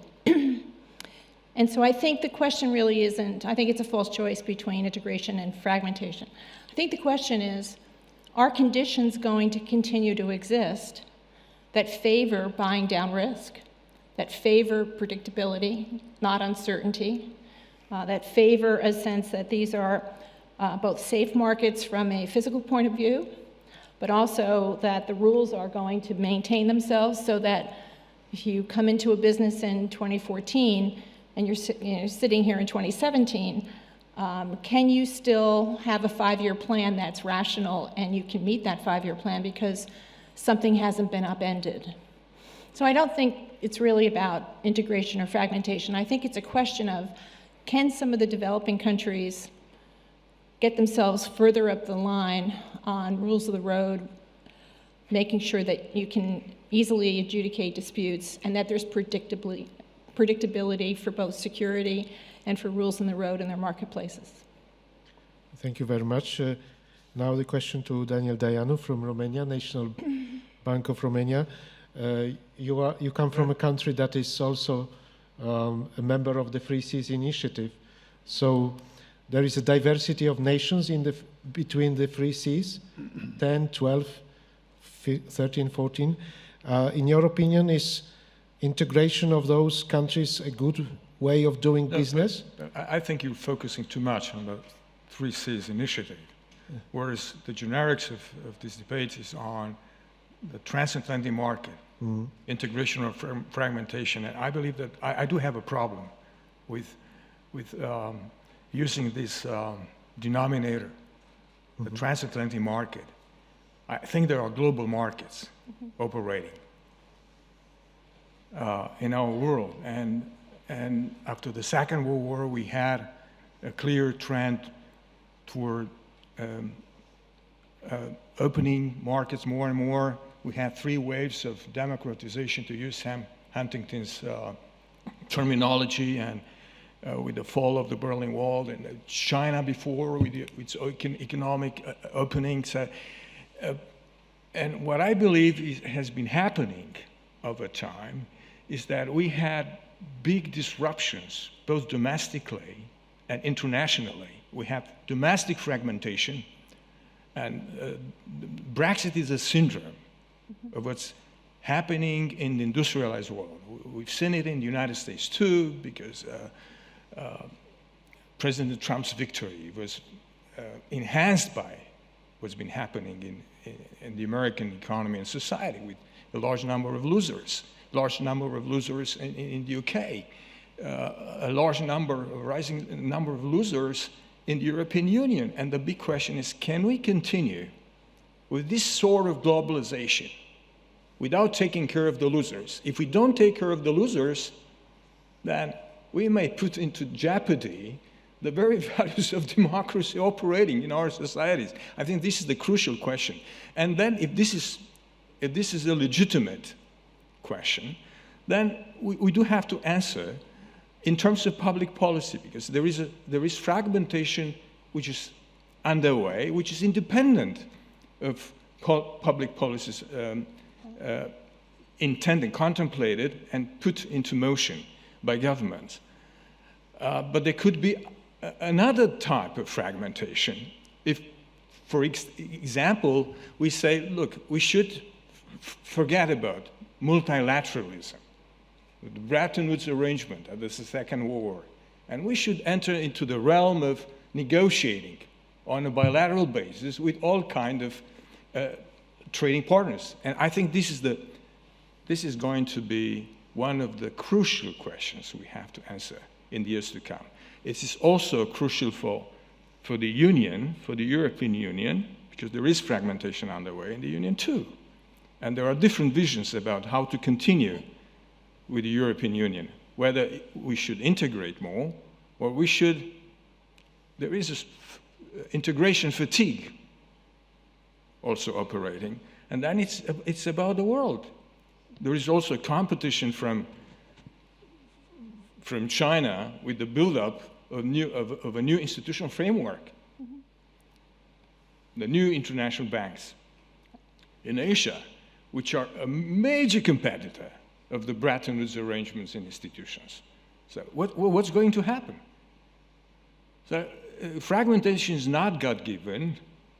It is, in a way, it is beyond our control because of technological change. There are people who can adapt to technological change. There are people who cannot adapt. So what shall we do? Shall we say that it doesn't matter? I mean, do public policies have a role to play? And this question, I think, is valid for both the United States and for the Union, for the European Union. And let me tell you something. When I heard first President Trump saying that the United States first, America first, it depends on how you decrypt it. I believe that any responsible government wants to function on behalf of and for the benefits of its citizens. The stronger the economy is, the more resourceful that society is, and the more it can cater to its security. And I remember Michael Mullen, years ago, when he said, the biggest threat to our security capabilities is the rising debt of our country. So in a sense, such concerns are valid on both sides of the Atlantic. The United States should stay strong, or should be stronger, because it's been losing in relative terms of its global power. The European Union also needs to be strong. If it's not strong, fragmentation will continue in the Union. So what reforms should we implement in the European Union to make the euro area function as it should, because it's not functioning well. And there are major cleavages inside the euro area. And this is why Poland, Romania, the other new member states of the Union should be very much interested in a stronger Union and in a stronger United States for the sake of a transatlantic community.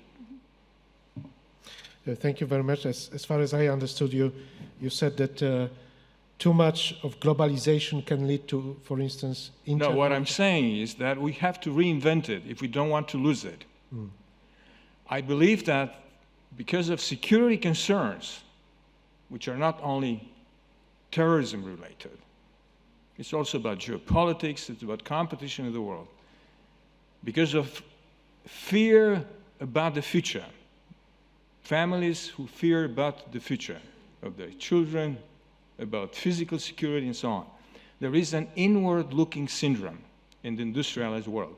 Because social contracts are not between EU institutions and government and citizens, or between national governments and citizens, like the contract in the United States is between the administration, the federal government, and the local governments, state governments, and citizens. Thank you very much. I would like to ask a question to General Jones. So this sentence, famous sentence, "My country first," is it a sign of fragmentation or integration? Is it putting my country first but making it stronger in order to promote further integration? Well, I think every national leader, whether they articulate it that way or not, has obviously a responsibility to the welfare of the nation. The welfare of the nation, though, in this 21st century really also depends on the welfare of our friends and allies.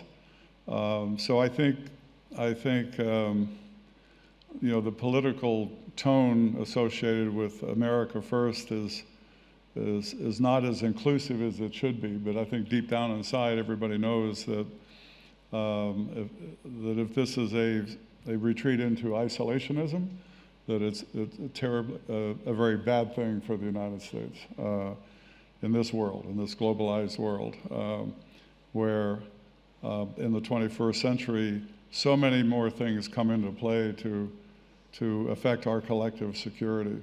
I mean, we've seen in the election campaign criticism of NATO, and now today from the President of the United States, a reaffirmation of commitment to Article 5 and collective defense. So, you know, what is said in campaigns often doesn't translate quite as well in actual policy.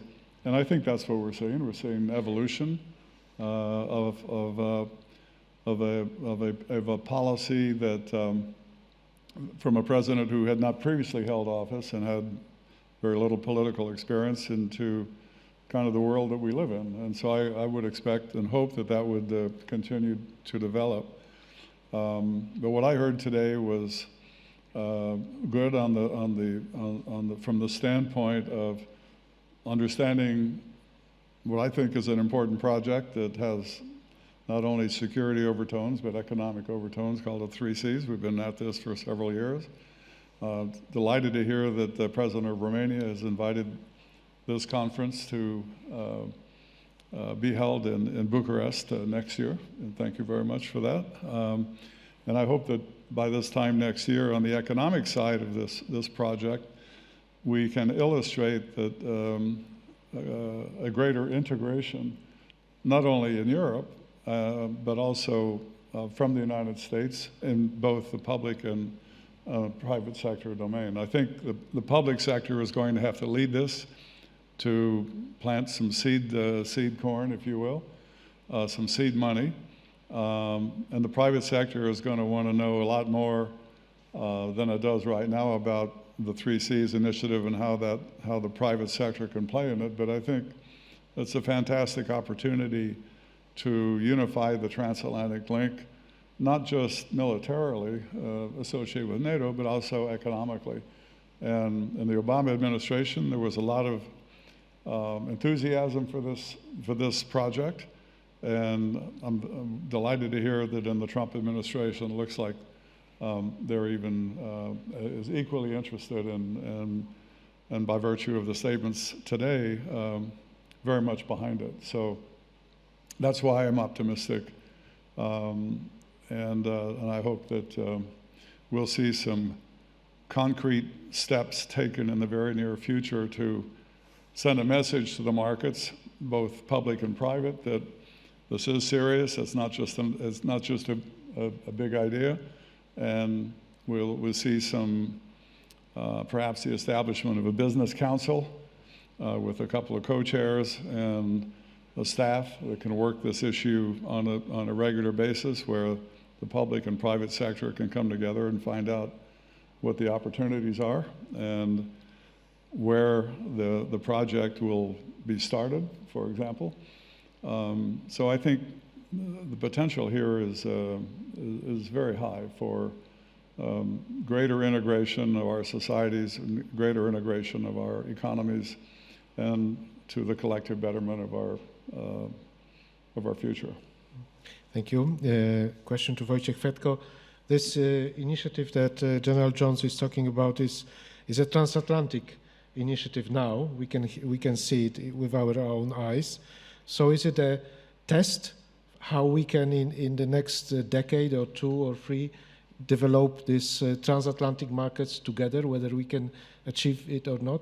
Or if it fails, hopefully not, but if it fails, will there be another way of cooperating in transatlantic markets?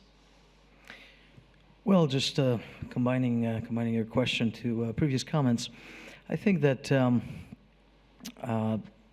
speaking to my colleague from Romania, collective security obviously is hugely impacted by the well-being of particular nations. So the job creation, the exchange of experience is extremely important. It lowers the barriers for understanding. So this inclusiveness that has been brought up here, I think, is very important. A little bit more concrete information sort of from the economic point of view. Our agency is one of the IPAs, the international promotion agencies. There are over 100 of agencies, including the U.S.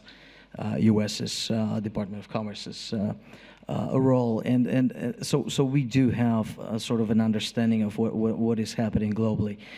Since 2008's financial crisis, there has been really a shrinkage of foreign direct investment in the world, roughly by 10%. There's a lot of money with the multinationals, but publicly we have actually seen deglobalization, as it likes to be called. Thousands of examples of new barriers, new tariffs, and obstruction to global trade. Agencies like ours and this initiative of 3 Cs, I think it really goes in the right direction. In other words, it counters this latest phenomenon, and it tries to play the part also in terms of the right balance of risk reward and inclusiveness in the game. So as we see the 3 Cs as a block of 12 countries that essentially could create and we sincerely hope that will create a block or even a buffer zone here in the East, giving the huge underdevelopment compared to Western Europe, congruent with European Union integration. It might actually give us that sort of effect, both inclusiveness within the European Union as well as a trade and investment impact transatlantically. I hope that there are signs that Secretary Ross has signaled lately, maybe a comeback to TTIP with the United States. I don't know how that is going to go. Obviously, President Trump has used his election rhetoric, talking about bilateral agreements with a whole bunch of countries. Hopefully, in my subjective view, the TTIP talk will come back. At any rate, I totally agree that this inclusiveness and this broad view of collective security here is very important, but I also believe that it's fully congruent with the 3 Cs initiative to be achieved over the next couple of years. Thank you very much. Question to Ellen Tauscher. You have spent a lot of time traveling between America and Europe, but Wojciech Fedko has mentioned the collapse of the talks of TTIP. No one has declared them dead, but no one is pursuing them anymore. So maybe it's a kind of balance between life and death. Do we really need a transatlantic treaty to trade and invest? Maybe we should just pragmatically do what we can and put aside things we can't do or we are not allowed to do by law of each side of the Atlantic. So when I was in the Congress for 7 terms, as a Democrat, I had a 100% pro-trade record because I came from a district outside of the Bay Area and San Francisco area that was very high-tech banking, lots of good things going on, well-to-do people, very well-educated, and they could compete in that environment.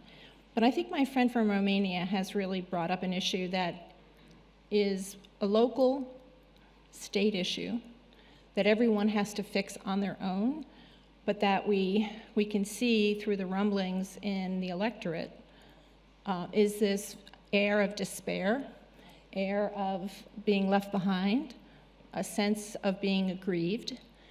You know, I will say in the last election, there was a lot of campaign rhetoric that basically told some Americans, yeah, you should be aggrieved. You're getting screwed. And it's these trade deals that are doing it to you. And the truth of the matter is, that's not true, because the same people that worry if they're able to compete love going to Walmart and love having low prices with goods from all over the world, and they love access to those things. So it is a little schizophrenic. But we have to do things in the United States, and I think many states have to.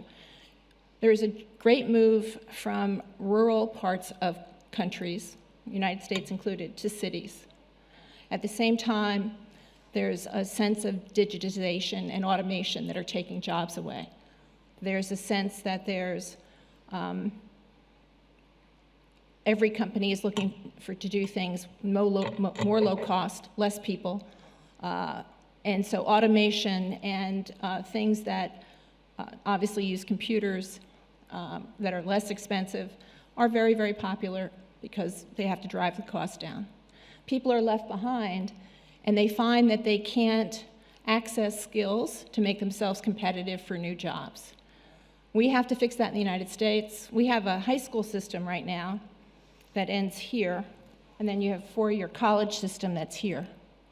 And a lot of people can't make the leap between what they have coming out of high school to what they need to go to a 4-year school.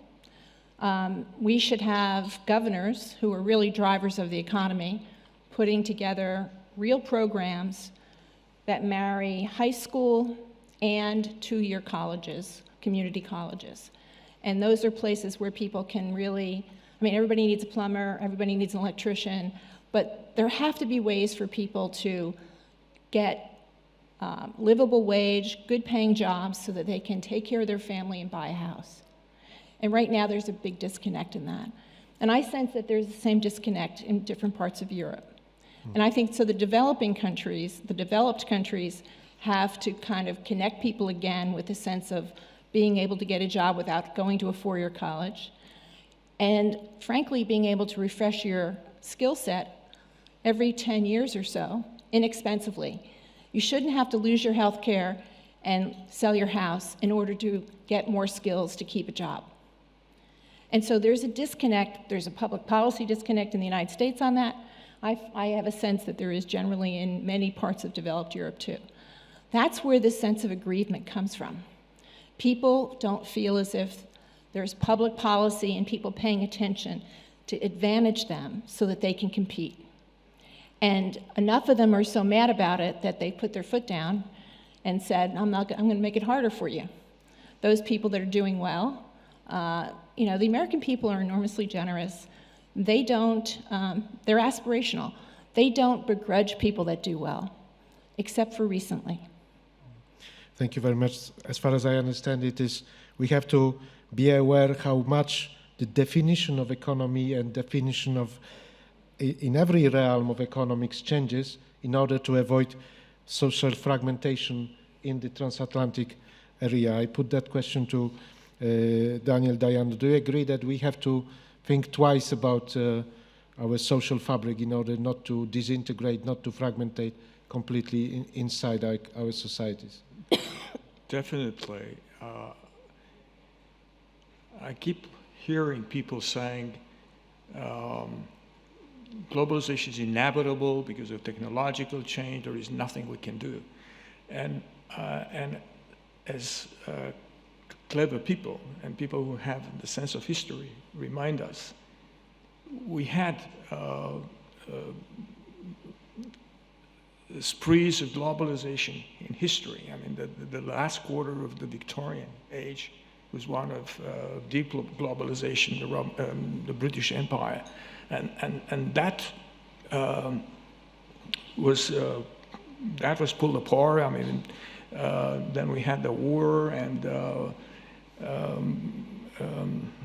the Great Depression and so on and so on. So globalization is not God-given. I mean, you can have nuclear weapons and destroy the world. You can have nuclear energy and help the world.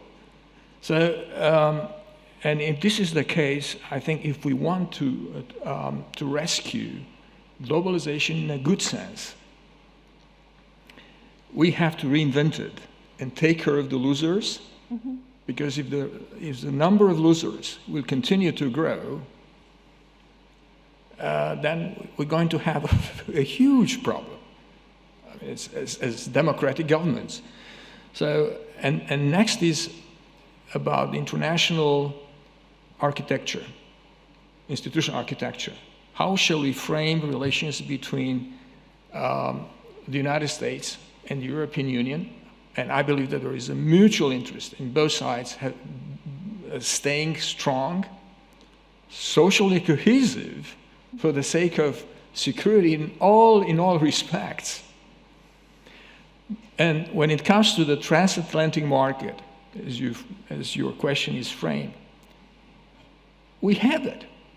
And it's relatively operating freely because of the rounds of reductions of tariffs and non-tariff barriers after the Second War. The question is, can we stop seeing it being fragmented deliberately in the years to come?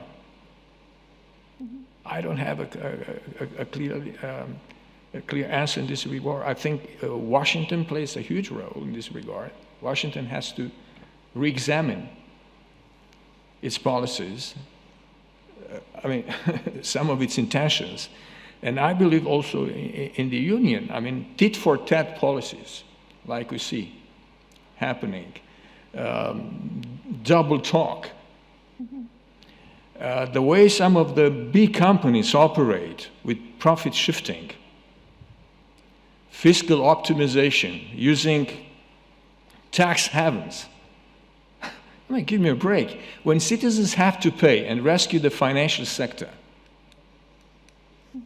for the sake of avoiding a calamity, then these big companies are using all kinds of loopholes to move profits where tax jurisdiction, I mean, it's very favorable. No way. I mean, in this way, we're going to fuel anger more and more. And people will vote the way they want to vote. Mm. And then they are going to ask governments to do things which may be quite nasty.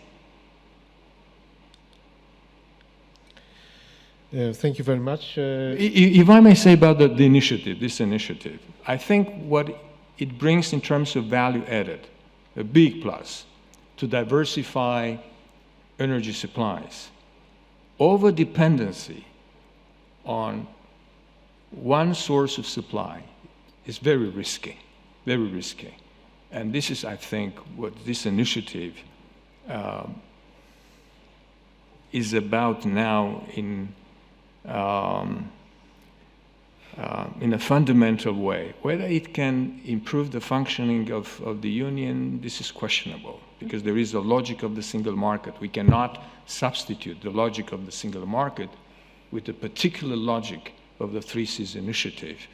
But we can cooperate to diversify energy supplies, and secondly, to help us catching up better economically with the advanced economies of the Union. Before I give questions to the public, if you have any other comments, Jerry? I just wanted to comment that the last president to balance the budget in the U.S. was President Clinton. And I was a fairly senior military officer, and a large part of that budget balancing act came at the expense of the Defense Department. But as an American, I was very proud of that. I was very proud of the fact that we had a government that balanced the budget. But that hasn't happened since then, and I quite agree that one of the real threats to this issue that we're talking about is the debt-to-wealth ratio that we currently have, and that really nobody seems to be talking about. And that worries me a great deal, because I think it affects everything we do.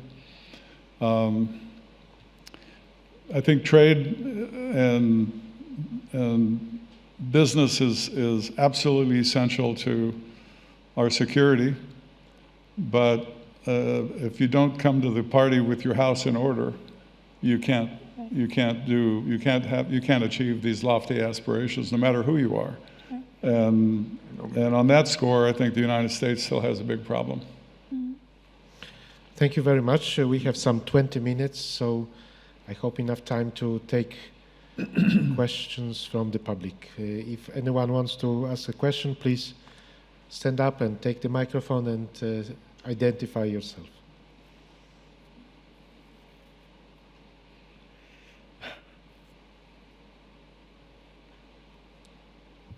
Be brave. Be brave. Hi, I'm Jackie Mahler from PISMA. This question is more towards Ms. Tauscher.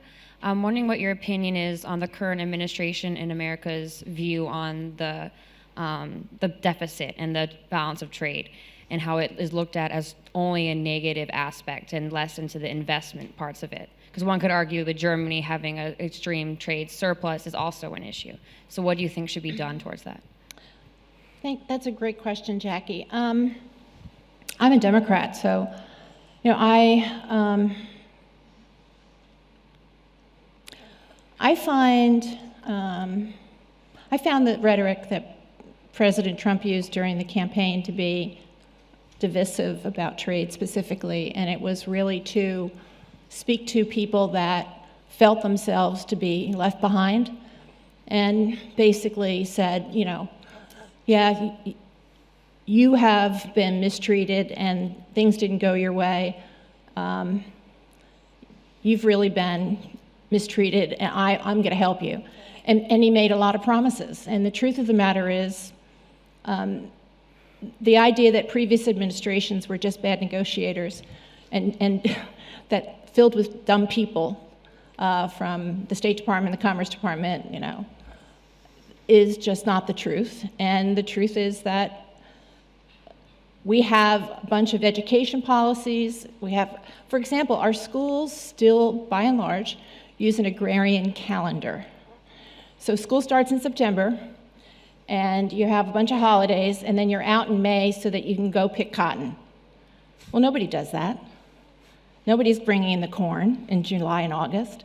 But we have an old system because it's been favored by a lot of people, and we haven't done what many different countries have done, which is to go to a 52-week school calendar, and to really make sure that we have lined up the things that young people learn in school, coming all the way to high school, that they can come out and get a good paying job. And by and large, you cannot graduate from high school right now and get a good paying job in the United States. You need something besides that. So why do we have high school stop at the 12th grade? That's the system. So if the system effectively is a 7-foot ladder for an 11-foot wall, and you've got to get to the other side, how are you going to get over that wall? Well, you're going to have to figure something out. And so we've left a lot of people behind because we haven't done the educational reforms to the primary and secondary education system. Then we haven't hooked it up. The business community hasn't said, I'm going to pull this way. I need to have a bunch of people that have these 25 skills. And I'm going to work with the community colleges, which are inexpensive. They basically are a year or 2 years, whether these are going to be like apprenticeships or like the trade system that you see in Germany and other parts of Europe. Why haven't the business community hooked up with these and really enforce in a local level and say, I'm the big plant in town. I've got 4,000 jobs. Every year I have to hire 400 people. And I can't find people to hire because they're coming out of the 12th grade with no skills that are marketable to me. So we have a lot of work to do. I would hope that we could do that in the country. This is a tough debate. Everything from local control of schools, which I absolutely believe in, but also teachers' unions and other people that kind of like things the way they are. I don't know anybody that's 35 that's got 2 kids right now, a husband and a wife, that have to go to work every day, that thinks the school year should end June 1st and that there should be 2 months off. They don't know what to do with their precious little children. And so why don't we just line up the school system to match life? But we don't have those debates because in the presidential debate, we talked about a bunch of other things. And I think if you really want to have a national debate about how do we compete economically, we're going to have a debate that includes local, county, and state government and the federal government to make sure that we actually have people coming out of whatever the new reorganized school system is. Maybe it goes to 13 years, maybe it goes to 14 years, grades. Maybe you come out at 19 or 20, not at 17 or 18. But I don't know of anybody that wouldn't stay in school 2 more years if they came out and got a good job and they thought they can buy a house in 3 years. And that's not the situation we have now. So we're not even competitive. And that lack of competition, that those people are left behind, they're mad. And they're going to continue to stay mad. It used to be that the military was right. the escape valve for people who couldn't get a job. Right. That door is closed in the United States. Military is actually difficult to join. You have to have a high school degree. Right. You cannot have even the slightest blemish on your record with regard to law enforcement. Any kind of drug conviction, drug use, zeroes your chances of serving in the military at any level. And the military now is looking for people with skills. Right. So it's another, and we used to have a military that was big enough that you could attract the people who couldn't get jobs, and that's the kind of people we got back in the 60s and 70s, but those days are long gone. That's right. Thank you very much. Next question from the public, please.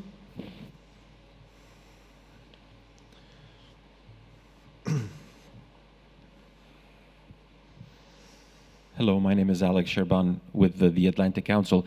The press is already reporting that next year's 3 Seas initiative will be held in Bucharest, Romania.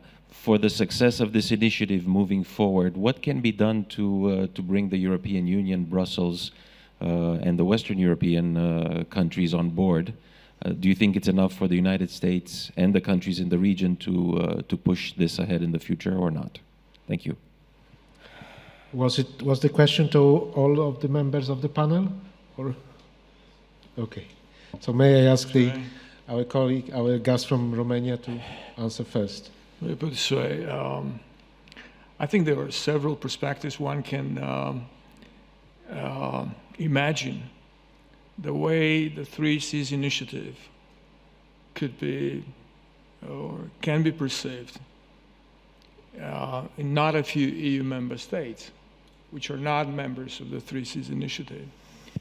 And I'm saying it. I'm making this assertion because there are EU internal geopolitics too, and there are conflicting views on how the Union should develop. You know there are 5 reflection papers. There is an ongoing debate about the future of the Union, which is not an intellectual exercise. It's about whether the Union will survive. And if this initiative will be perceived as a sort of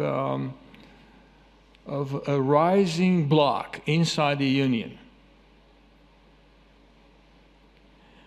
I don't want to gloss over why, but this is not going to help. If it's going to be perceived as an institutional construct, however formal or informal is going to be, which should help the Union function better in the period to come, which should not be part and parcel of fragmentation in the Union. This is going to be fine. I believe that the 12 EU member states should aim at primarily making in such a way that the Union does not fall apart. If the Union falls apart, that's going to be a disaster for Europe, in my view. Bad history is still quite not remote. And the president's speech today, President Trump's speech, also reminded us of a very ugly history on our continent.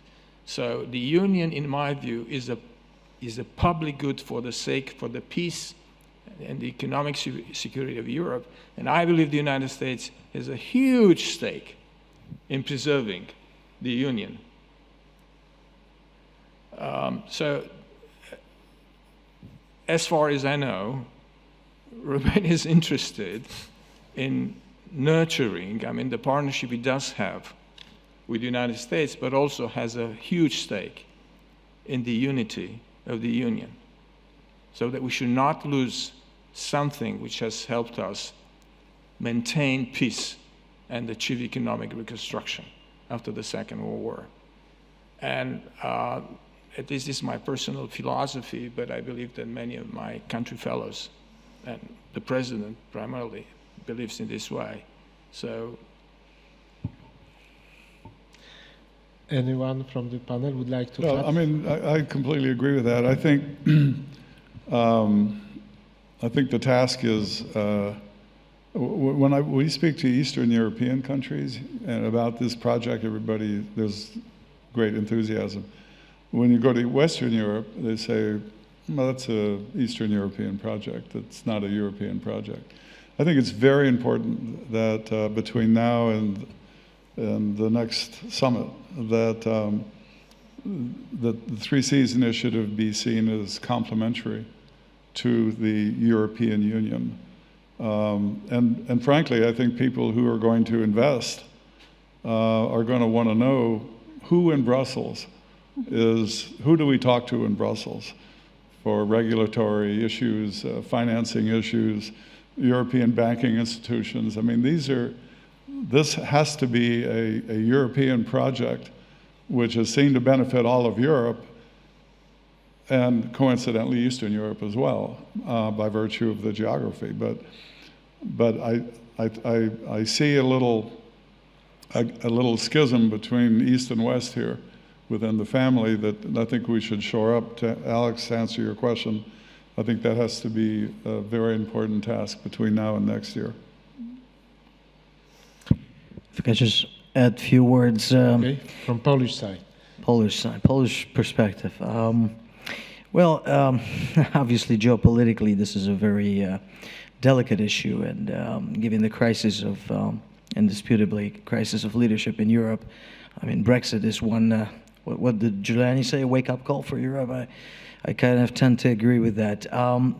But if we can manage between now and next year in Bucharest to focus on the more we focus on the economic side and on the actual business, and I'm talking very broadly business, not just commercial business. I'm talking business of evening out, for example, the infrastructure, and I'm talking roads, I'm talking railways, via Carpathia, via Rail Baltica, etc., etc. We got 12 very export-oriented countries in this block. The more we focus on this business opportunity and energy, of course, infrastructure, cyber, and accessibility, and this evening out of chances between the West and East of the European Union, the more successful I think this project may be. It's going to be a very tough sell, I think, in Brussels to focus on the economic part and bringing the partnership of this Eastern Bloc countries and overlay that on what's happening in Brussels. But I think this is the key. If we can manage to do that, and if we can work transnationally, not just within the 12 countries, but within all of the European unions, on the basis of common sense. Obviously, there is competition. Obviously, there are problems internally that all countries have. And Polish educational system has me as a professional manager and employer. I have a lot of grief to spill over the graduates we're getting out of our educational system. So that is all very important, obviously. But we have to focus on facts, and the facts are this part of Europe, of European Union, is hugely underinvested and underutilized. Everybody knows the big figures: 28% of the EU territory, 22% of population, only 10% of GDP within EU is represented by 3C's projects as it has been initiated. So I believe the more emphasis we put, and whether we can manage or not, time will tell, but the more emphasis we can put on the economics, the better for this initiative. Thank you. We are coming to the end of the panel, but I would like to ask the members of the public for one last short question. There is a person. Thank you. Albert Nahas. My question is to anybody who wishes to answer. Why is this the 3Cs initiative? Why not the 4Cs? Is there a reason why the Black Sea was left out of it? And the other question that is, are the countries of the Eastern and Southeastern Europe going to press the European Union to apply its own competitivity and non-monopoly regulations so that the transport system will also apply to pipelines? Right now, there are two countries creating a stranglehold on transport of gas, one in Western Europe and one in the Southeastern Europe. Thank you. Who wants to answer the question? I wasn't there at the birth of the 3Cs, so Jim? Pardon me? I wasn't there at the birth of the 3Cs.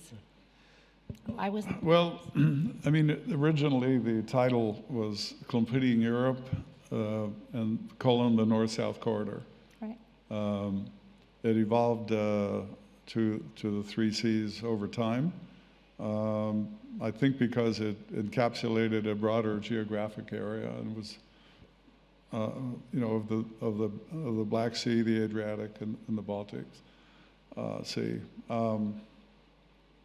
But the architecture of the plan is still the way it was conceived. I mean, it's viable. It makes sense. It's something that will complete, if enacted, it will complete the central and eastern part of Europe economically in a way that will benefit millions of people. And, from my perspective, it will reduce dependence on energy access for many people, and it'll provide economic security. So I think much like Western Europe was rebuilt after World War II, we're a little bit late coming to the task where Eastern Europe's concerned, but I think from my perspective, it deserves the same amount of attention, however late it is, to fix that. And it will send a powerful message to potential adversaries as well that there are long-term consequences for meddling in the affairs of European countries. So the Black Sea is part of it? It is. So I think the gentleman misunderstood. So it is the Black Sea, the Baltic Sea, and the Adriatic Sea? Correct. So the Black Sea, sir, is part of it, so. Yeah.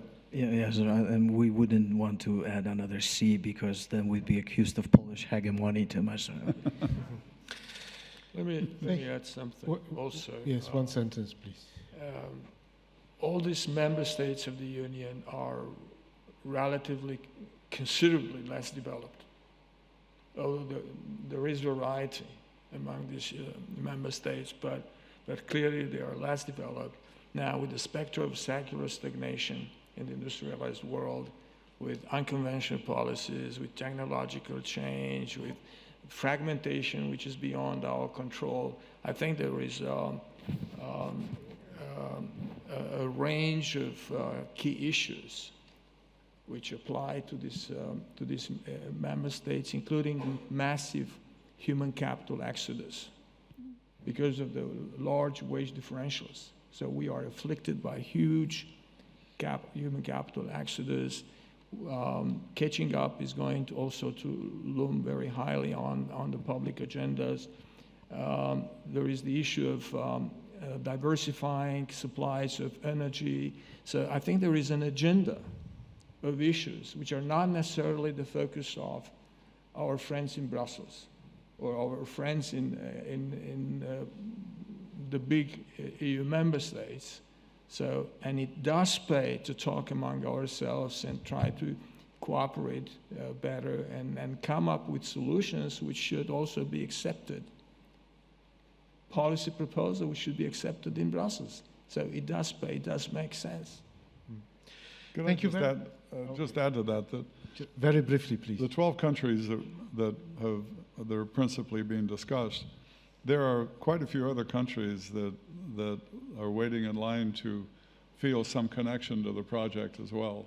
So it isn't, ultimately it's much bigger than 12, but there are 12 principal countries, heads of state, who've made a commitment to the Three Seas initiative. But there are quite a few other countries who see the potential and want to be connected to it in the future. Thank you very much. Thank you very much. Thank you, our panelists. James Jones, Ellen Tauscher, Daniel Dajanu, Wojciech Fetko. Thank you very much. Thank you, members of the public.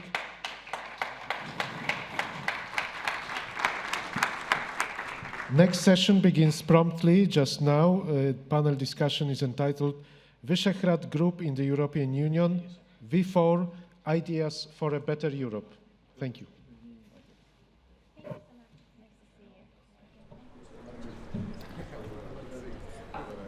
Ladies and gentlemen, please welcome to the stage Magdalena Skajewska from the Polish radio. Mrs. Skajewska will be moderating the next panel, the Visegrad Group in the European Union, V4 Ideas for a Better Europe.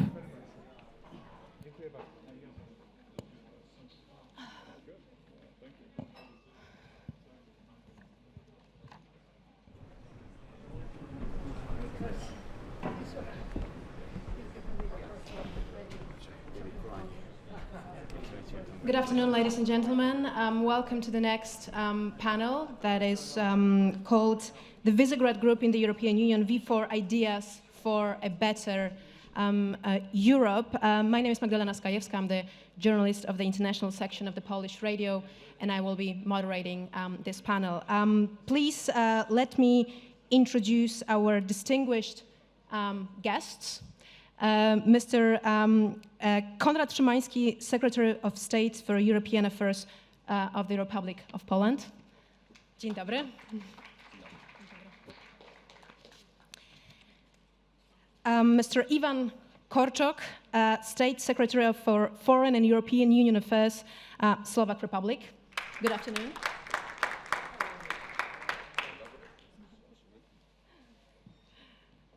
Mr. Balázs Molnár, Deputy State Secretary for European Union Affairs, Hungary.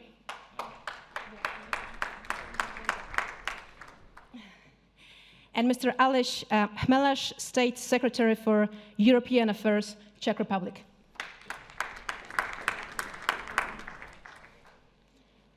I'm very welcome to all of you. Thank you for being here. During this next hour, we will talk about the Visegrad Group in the European Union. So, of course, Poland, Czech Republic, Slovakia, and Hungary. We hear a lot lately about the ideas from the Western European countries of how they see the future of Europe, future of the European integration. So I think it will be incredibly interesting to hear also from the Visegrad Group countries about their ideas and what they have to offer.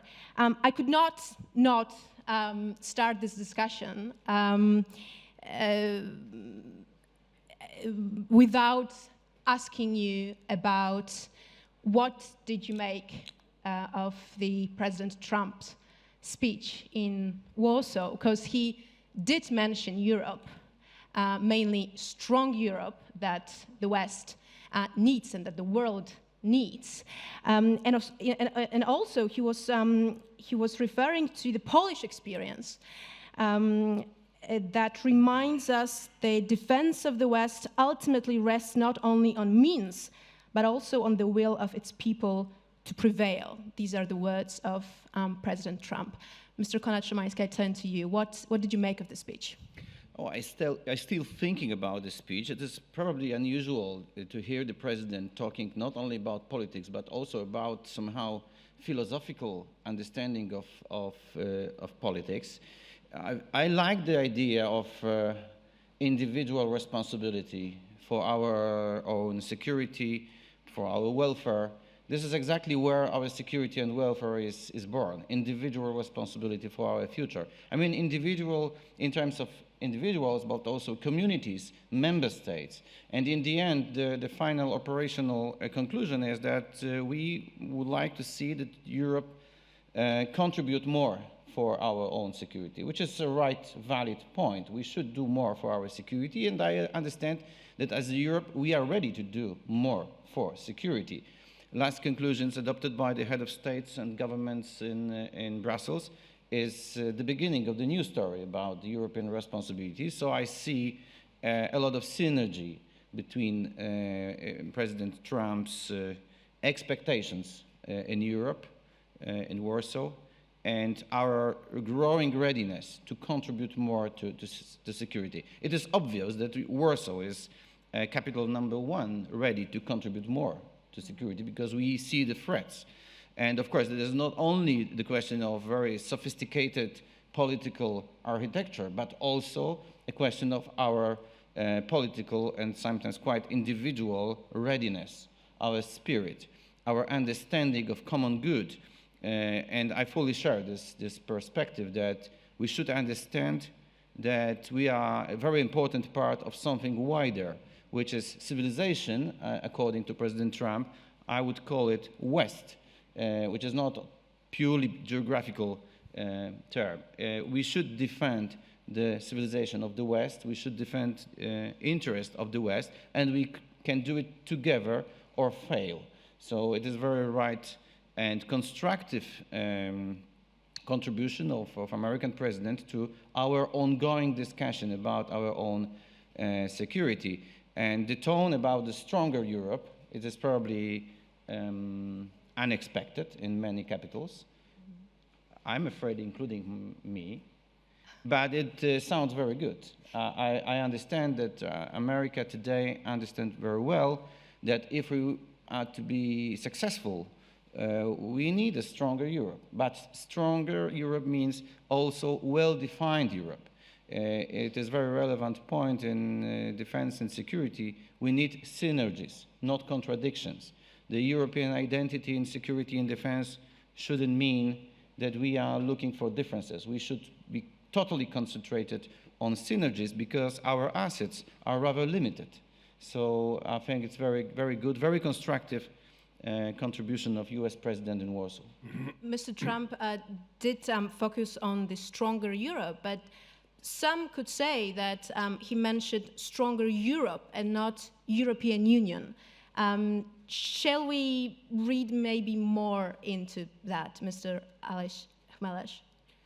Well, I do believe, and from what Konrad has mentioned, it was quite obvious, was that it is in the interest of the United States, and the current president knows it very well, that Europe takes its responsibility in keeping its security in order.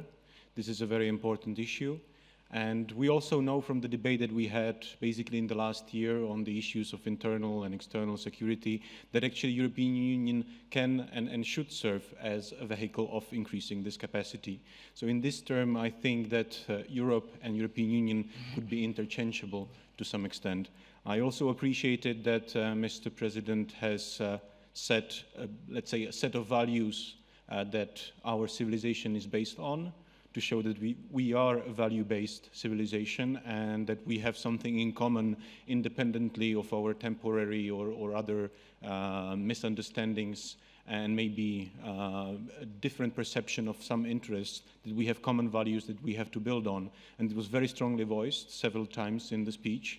And this, together with the appeal to increase the let's say, responsibility of the European continent to Europeans themselves, is actually a very important message that we heard today.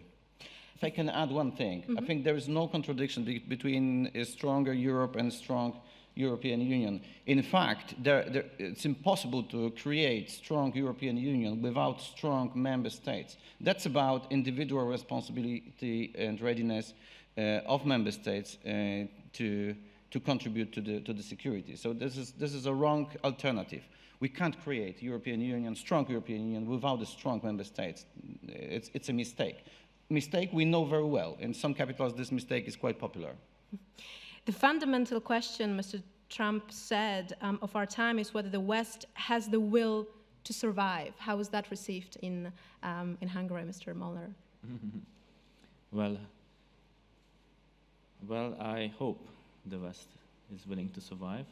We certainly believe that we, for so many centuries, did contribute. Our regions, our countries contributed to help the West survive.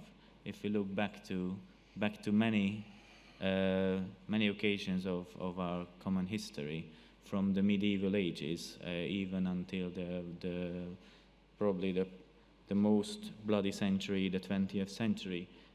Our region has always been contributing a lot to protect the West, to protect the interest of the West, and also to stabilize in the most problematic winds of history.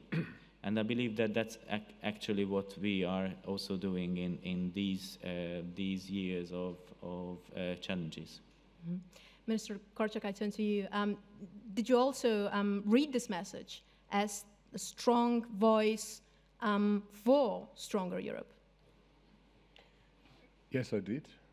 And my colleagues,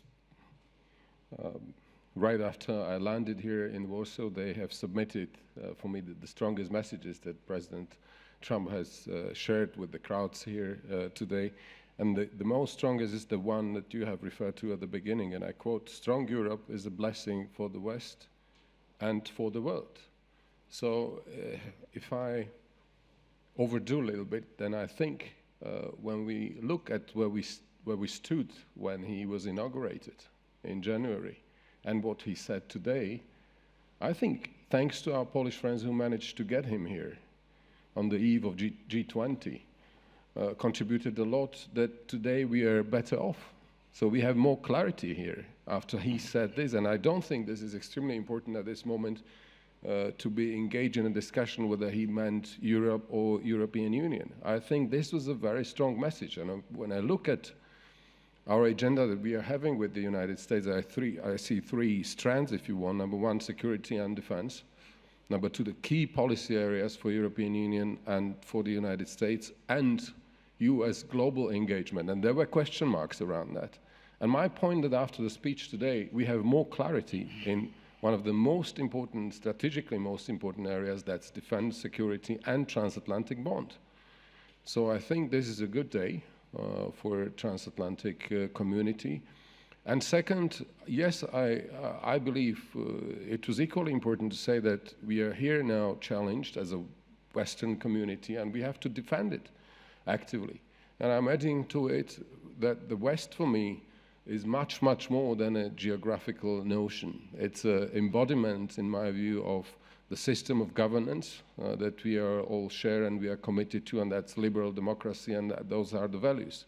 How are we going to defend West together if we uphold and further strengthen the most proven alliance, which was the expression of transatlantic bond, and that's NATO, and at the same time it is strong European Union, let me put it that way. So I think this was a good moment that we've seen today with President Trump speaking here to Polish citizens. And it was very important, I dare say, that that's my interpretation, that we heard him say this message of strong Europe from here, from Warsaw, to Europe, to European Union, and to Poland. I think this is extremely important. So I think it's very clear to all of us, and also that we all, along with President Trump, want a strong Europe. The question now is how to make it stronger, especially now in times of crisis. We are all gathered here also on the occasion of the Three Seas Summit. And I'm wondering whether this is the direction that Europe should take in order to make Europe as a whole stronger. President Duda was very clear today that it is an initiative within European Union that has its goal to reinforce the cohesion in the European Union. But there are critics who say that it actually might lead to some divisions within the European Union. Minister Szymański. That's a big question, because we are in a multiple crisis, and of course it is understandable that many personalities would like to propose sometimes old, sometimes new ideas, and sometimes chaotic, because the situation is very unpredictable. So I could easily justify the chaotic nature of this discussion. We would like to contribute to European integration for sure, because it is important aspect, also even precondition for our security and welfare. But it doesn't mean that we haven't any expectation from Europe. We need a kind of Europe. And today, I think it's very important, and this is Central European contribution already, to stress that all our problems could be solved better or solved at all only with a scale of the European Union, which is at the moment 500 million of citizens, taxpayers, consumers. If we are losing scale, for example, looking for a much more sophisticated body, we are losing strength. A divided Europe, however you call it, two-speed, multi-speed, core union, onion union, whatever theory is behind the division of Europe, it leads to weaker Europe. That's for sure. So the first precondition to find the proper solutions for contemporary challenges we have, almost all of them are supranational.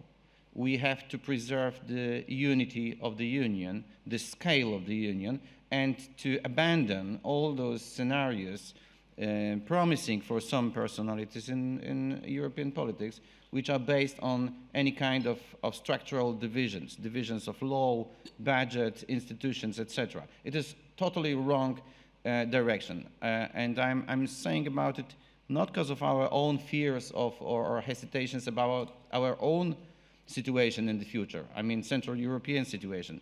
If we are talking about it, we stress the point of the unity because we are worried about the future and efficiency and relevancy of European Union tomorrow. So this is the starting point of any kind of reflections.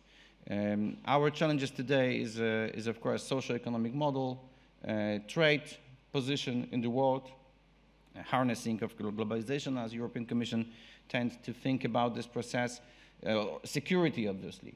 weaker, divided union means that we have a much more limited instruments to influence the outer world. And the outer world, in many aspects, is the source of problems, not the internal situation in Europe. And this is, I think, the most profound contribution of Central Europe, of Visegrad especially, to the discussion about the future of Europe. First, not to divide. First, preserve the scale of the union, which is still a very important aspect of politics. So I'll go back to this division issue that is obviously very present in this debate about 3Cs initiative. Aren't you afraid that it will lead to maybe a gradual isolation of Eastern and Central European countries? Because Western Europe will be integrating itself according to their ideas. We will be doing it according to our own ideas. Mr. Molnar. Well, I can subscribe to all the notions Mr. Szymanski just said. I believe that this initiative does not go contrary to the European Union at all. I believe that the European Union is already in the smallest piece and the smallest detail of our everyday life, whereby we are here talking about the supranational idea. I believe that that we do have to preserve the unity of the European Union. That was very rightly said. And we also have to somehow manage to reach that the EU 15, the so-called old member states, do not develop in a different speed, into a different direction. And certainly we shall, by all means, reach that there will be no core Europe and no periphery. Our fear is that, unfortunately, we already know who will be put into the category of periphery. So I believe that that we have to ensure the unity of the 27. That is already tragic that we are talking about 27, and not to go over to other subjects, but for example, in the very important question of security. That 28-27 difference is a huge one. Mm-hmm. I turn to Mr. Chmelash because there have been some reports that Czech Republic is somewhat hesitant to this initiative. Also, maybe viewing it as something that is anti-German or how would you respond to that? Is that really true? As we know, all Visegrad Group countries are a part of the 3Cs initiative, so I imagine you see the added value to that. But are there any concerns about this initiative in Czech Republic? Well, let me start with a cliché or a slogan of the European Union, which is united in diversity, and it is really a cliché. We can find maybe concrete details. But we started, or the European Union, European Community started at 6, now it's at 28, and it is natural that in this respect there are debates that are made on a smaller level, not because it is kind of a subversion of the overall debate, but because some issues, some areas have to be discussed so that there is an understanding within some parts of Europe so that actually the debate can continue and so that we can have a constructive dialogue at 28 or in the future at 27. And I think it is very important to take it not as a division, but as an added value, that it is something that is here to smooth the dialogue, smooth the debate, and push the topics that might be difficult to achieve a quick consensus at 28 and very quickly, so that actually we can arrive to conclusions in a better way than we sometimes tend to at this high number of member states. And I think that it is a great opportunity if we feel that Europe is blocked in some areas of integration, that there is a less understanding in many areas, in some member states than the others. It is very important to take this as an opportunity to take at different levels and to talk to different partners. I think that V4 is a really good case and is to some extent exceptional case. But we had in the last weeks debates with Benelux, for example. We had debates with France, and these are again the areas where we can solve some issues in order for the overall EU to continue and actually enhance the unity and the integrity of the EU 28 at 28 or 27. So if we take it as an opportunity, then I think that it is something very positive, and then we have to let's say take seriously and work on this positive way where we can solve some issues that are maybe difficult to solve at bigger scale at all member states, and then pursue so that it is possible to solve and to arrive to a consensus at 28. Some experts say that the Three Seas initiative is somewhat a natural continuation of the V4 cooperation. Is there any particular role for V4 countries within this initiative? Minister Korczak. I think that would be, no, I say no. I wanted to elaborate a little bit on it, trying to respond to your question, but I do not see it. Why? Because I think the easiest part for the initiators of the Three Seas initiative, meaning Poland and Croatia, is today behind them. Because there were two high-level events, first taking place last year in Dubrovnik, today in Warsaw. And I think at this moment, the heads of states and who are participating are still in session, or they have just concluded. And we have to see what was discussed today. We have to look at what interests have been expressed when it comes to this initiative around the table. And based on it, we will have to have I think a follow-up where we need to clarify what is the objective of it. And when I speak on behalf of Slovakia, the objective of this initiative is to boost concrete projects that will make this region more secure when it comes to energy security, where it will make this region more prosperous while boosting the transport infrastructure. And I say it very openly here, as I responded to the role V4 to this. We do not see the Three Seas initiative potentially as a political project or political alternative. And when you in your initial question said that West Europe, whether we would see a risk that the West Europe would integrate along its interest and the Central and Eastern Europe would do the same along our interest, this is the worst case scenario for me. The last thing that we need at this moment is to develop some alternative ideas, because what Europe needs at this moment is unity, and is a clarity about objectives, and it's a clarity and consensus how we get to this common objective. And it is reality that Europe has a problem right now. We have been in a spiral of crisis over the last 10 years at least, and the most important thing is to stop it and to have unity in the recipes how we want to escape this decade of crisis. So the Three Seas initiative is a good one, but we have to now have a clear follow-up on what was the political discussion last year in Dubrovnik and today in Warsaw, and focus on practical projects, because I think then it is embedded in a European context. Let us not ignore that when it comes to infrastructure, both in energy or in transport and in other areas, the EU is focusing on the same. So rather, I think we should boost and energize what we as a region here, created by the Three Seas, can do for this common objective. But I'm once again stressing commonality and avoiding an impression that this region is developing a political alternative. I want to be clear on this. This is not our vision. Would not be our vision. Mm-hmm. How then, Minister Szymański, to get the EU involved in this initiative and also in our discussion and our projects that we want to develop? I think it's obvious that Warsaw, at the moment, especially at the moment, pay enormous attention to the regional cooperation, because we believe it's important to make this region more vocal at the EU level and at the world level, possibly.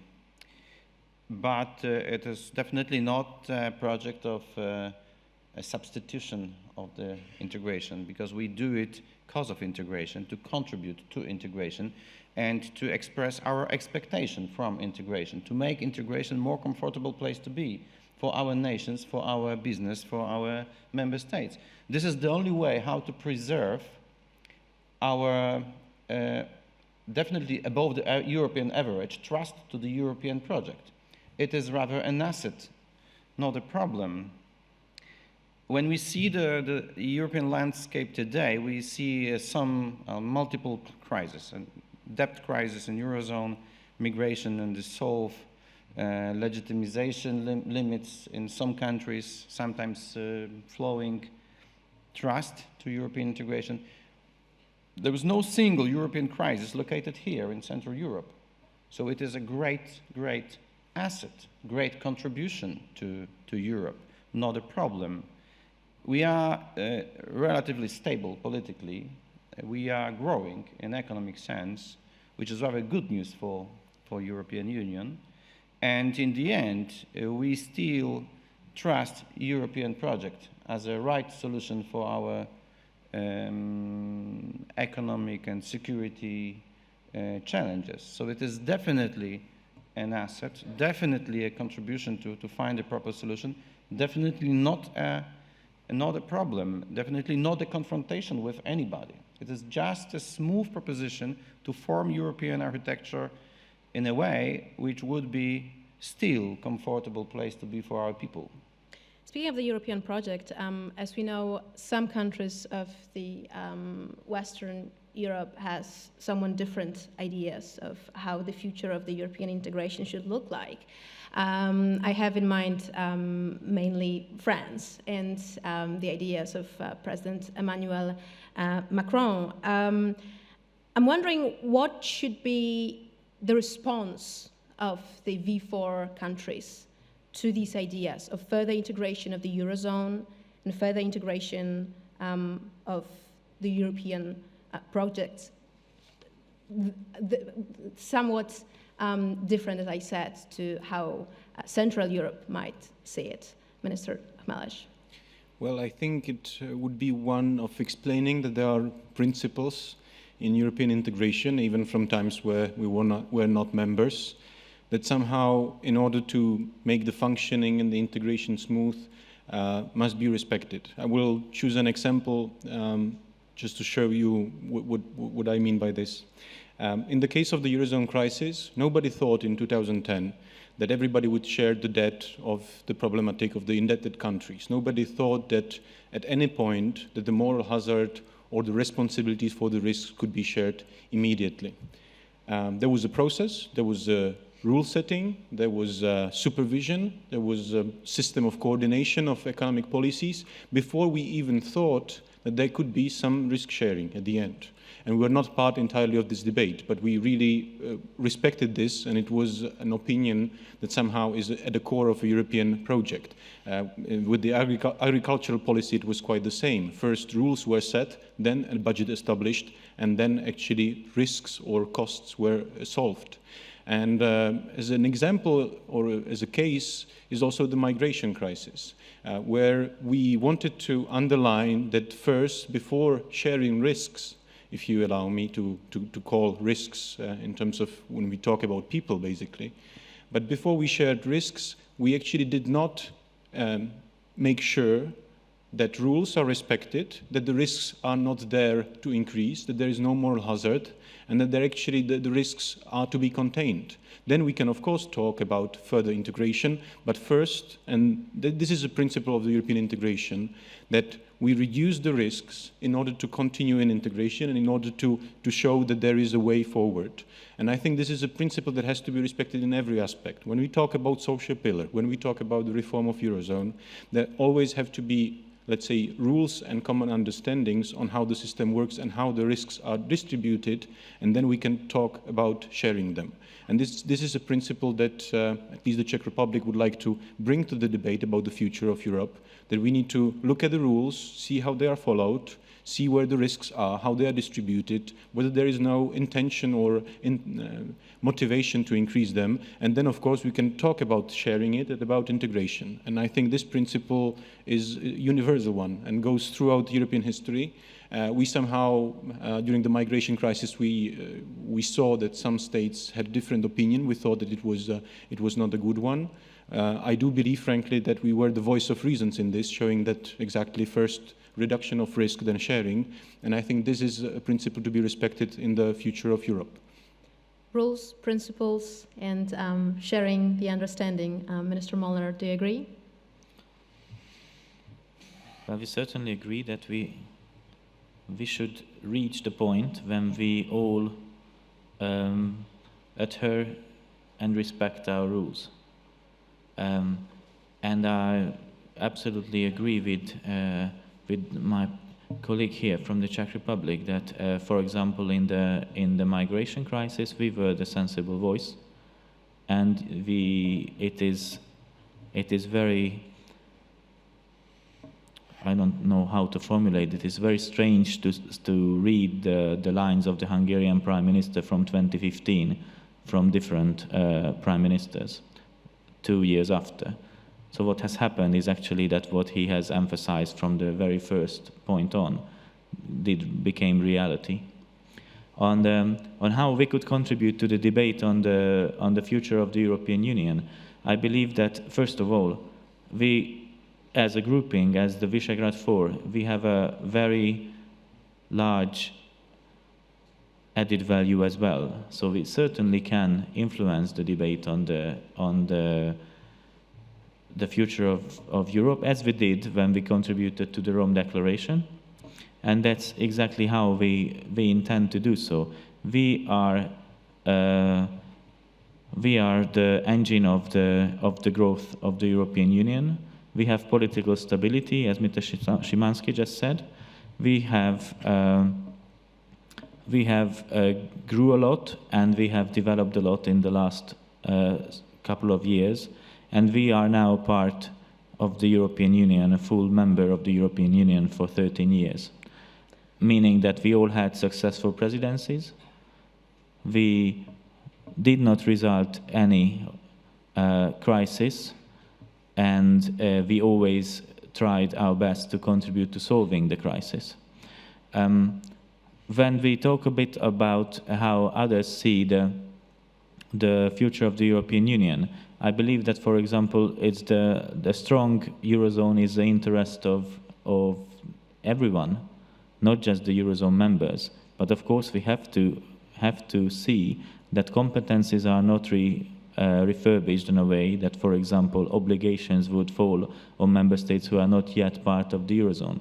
But all of us who joined after 2004, we will once have to be part of the Eurozone. So we also have to look at, for example, any reform plans of the Eurozone with that glass, with that perspective, that these rules, these conditionalities will apply to us as well once. When Minister Melles mentioned rules and principles, I immediately couldn't help myself thinking of what one European leader said once, that you have rules, we've got money. Aren't you afraid that that might also be the response from the Western Europe to any alternative ideas that we might have? Minister Szymański. I would prefer to forget that citation, because I believe we can restore the mutual trust and understanding with the new French president. So there was no such a question. I believe we have no alternative. We have to find a common ground on every single part of the multiple crises. It is in mutual interest to do it. The Eurozone crisis, or contradictions at least, is a very good example. It is now in our best interest to see Eurozone healthy, stable, without any political risks, etc. We are part of the Eurozone economy, by the way. Thanks God and geography, we are part of the northern Eurozone economies. But it is important politically. It would be better to have a clear vision of the future of the monetary union. The only thing we can expect, and we can demand even, is the integrity of the common market and integrity of the institutional order of the European Union. It is possible. It is very easy to imagine how to do it. The other aspect of disintegration, of possible disintegration, is of course the future of the common market. It's nothing new.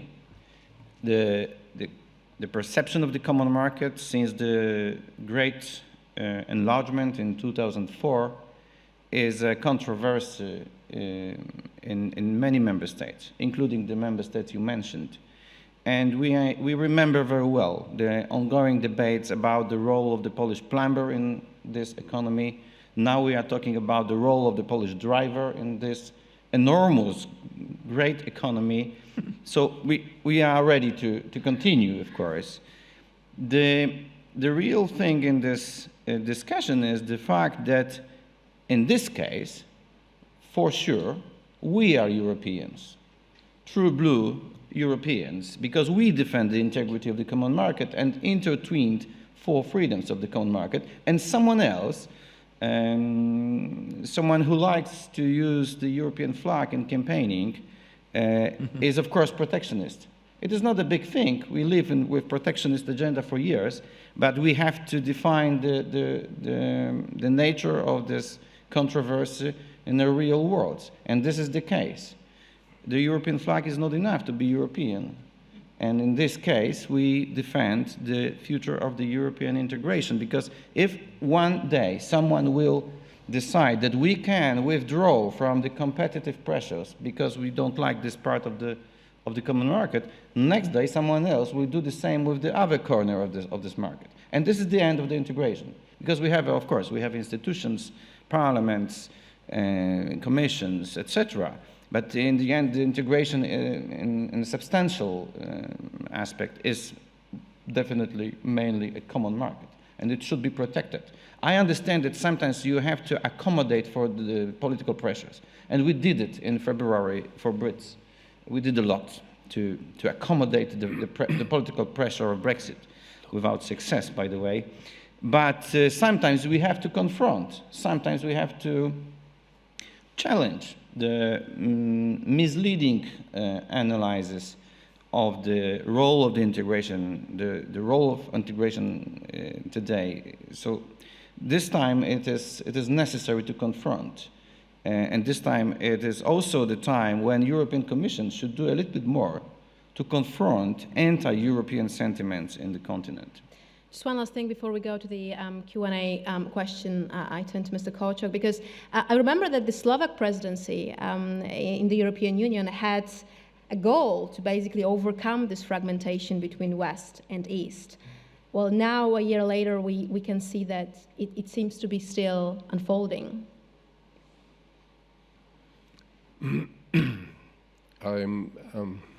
I thought we would not anymore refer to very successful Slovak presidency, but I thank you for that. But you know, yes, it was part of our slogan, if you want, to overcome the fragmentation in the European Union. But I was very much angered when I heard some in Brussels, in western part of Europe, who wanted to portray the problems which started with our opposition to the solutions proposed to control migration, when we opposed the quota system. And many in the western part of Europe started to portray our opposition against as if there would be a conflict between East and West. I totally oppose it and disagree with that. To say that in one particular moment, the four countries of Visegrad oppose one particular solution, why should that be interpreted as an evidence that there is a huge conflict between East and West? I belong to a generation that knows exactly what the conflict between East and West was. That was when we were not allowed to travel to West Berlin. That's the East-West conflict. I find it very irresponsible to try to instill this notion of East-West conflict because of this one particular one particular problem. We decided to have our own position. That does not mean, however, that we are now grabbing a conflict between the two parts. No.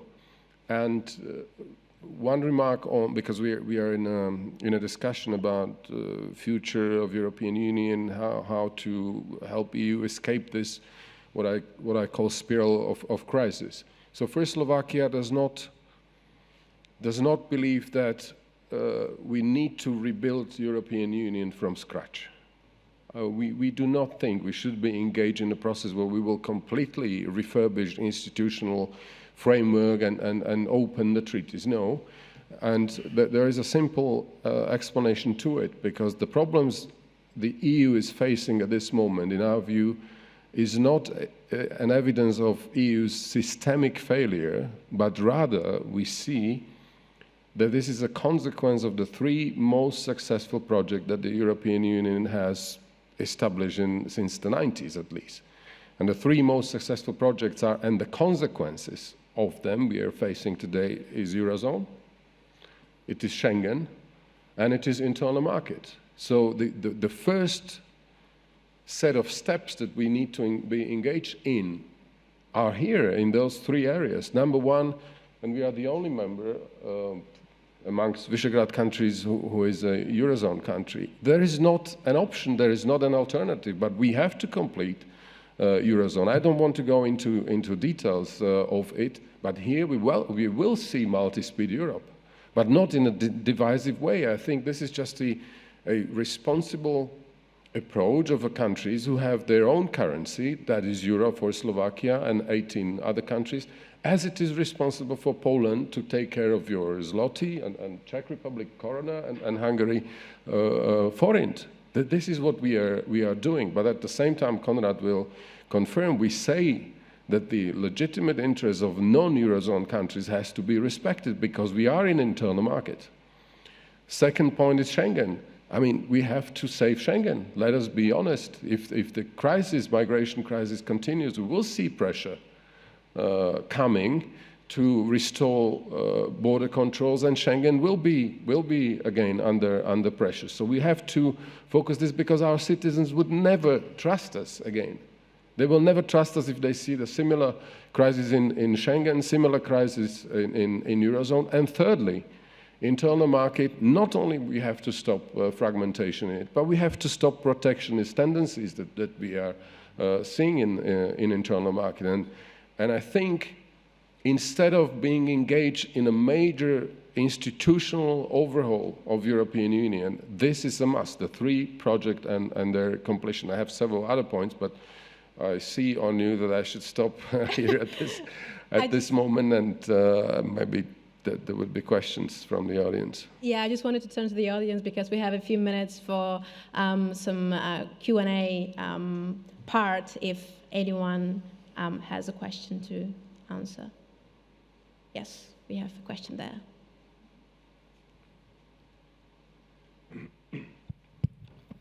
Tomasz Renaczuk from the Polish Institute of International Affairs. We had from our Slovak guest that the Eurozone needs to be completed. So my question is to our guests from Czech Republic and Hungary. Is there any plans in Hungary, maybe before the elections, in Czech Republic, maybe after the elections, to announce the introduction of Euro and start kicking off the process of joining the Eurozone? And if this is the case, then I would have the question to Minister Szymański as well. Would it influence Poland's discussion on joining the Eurozone as well? Thank you. We're in the middle of the term, so we are out of this pressures. Miloš, you want to start?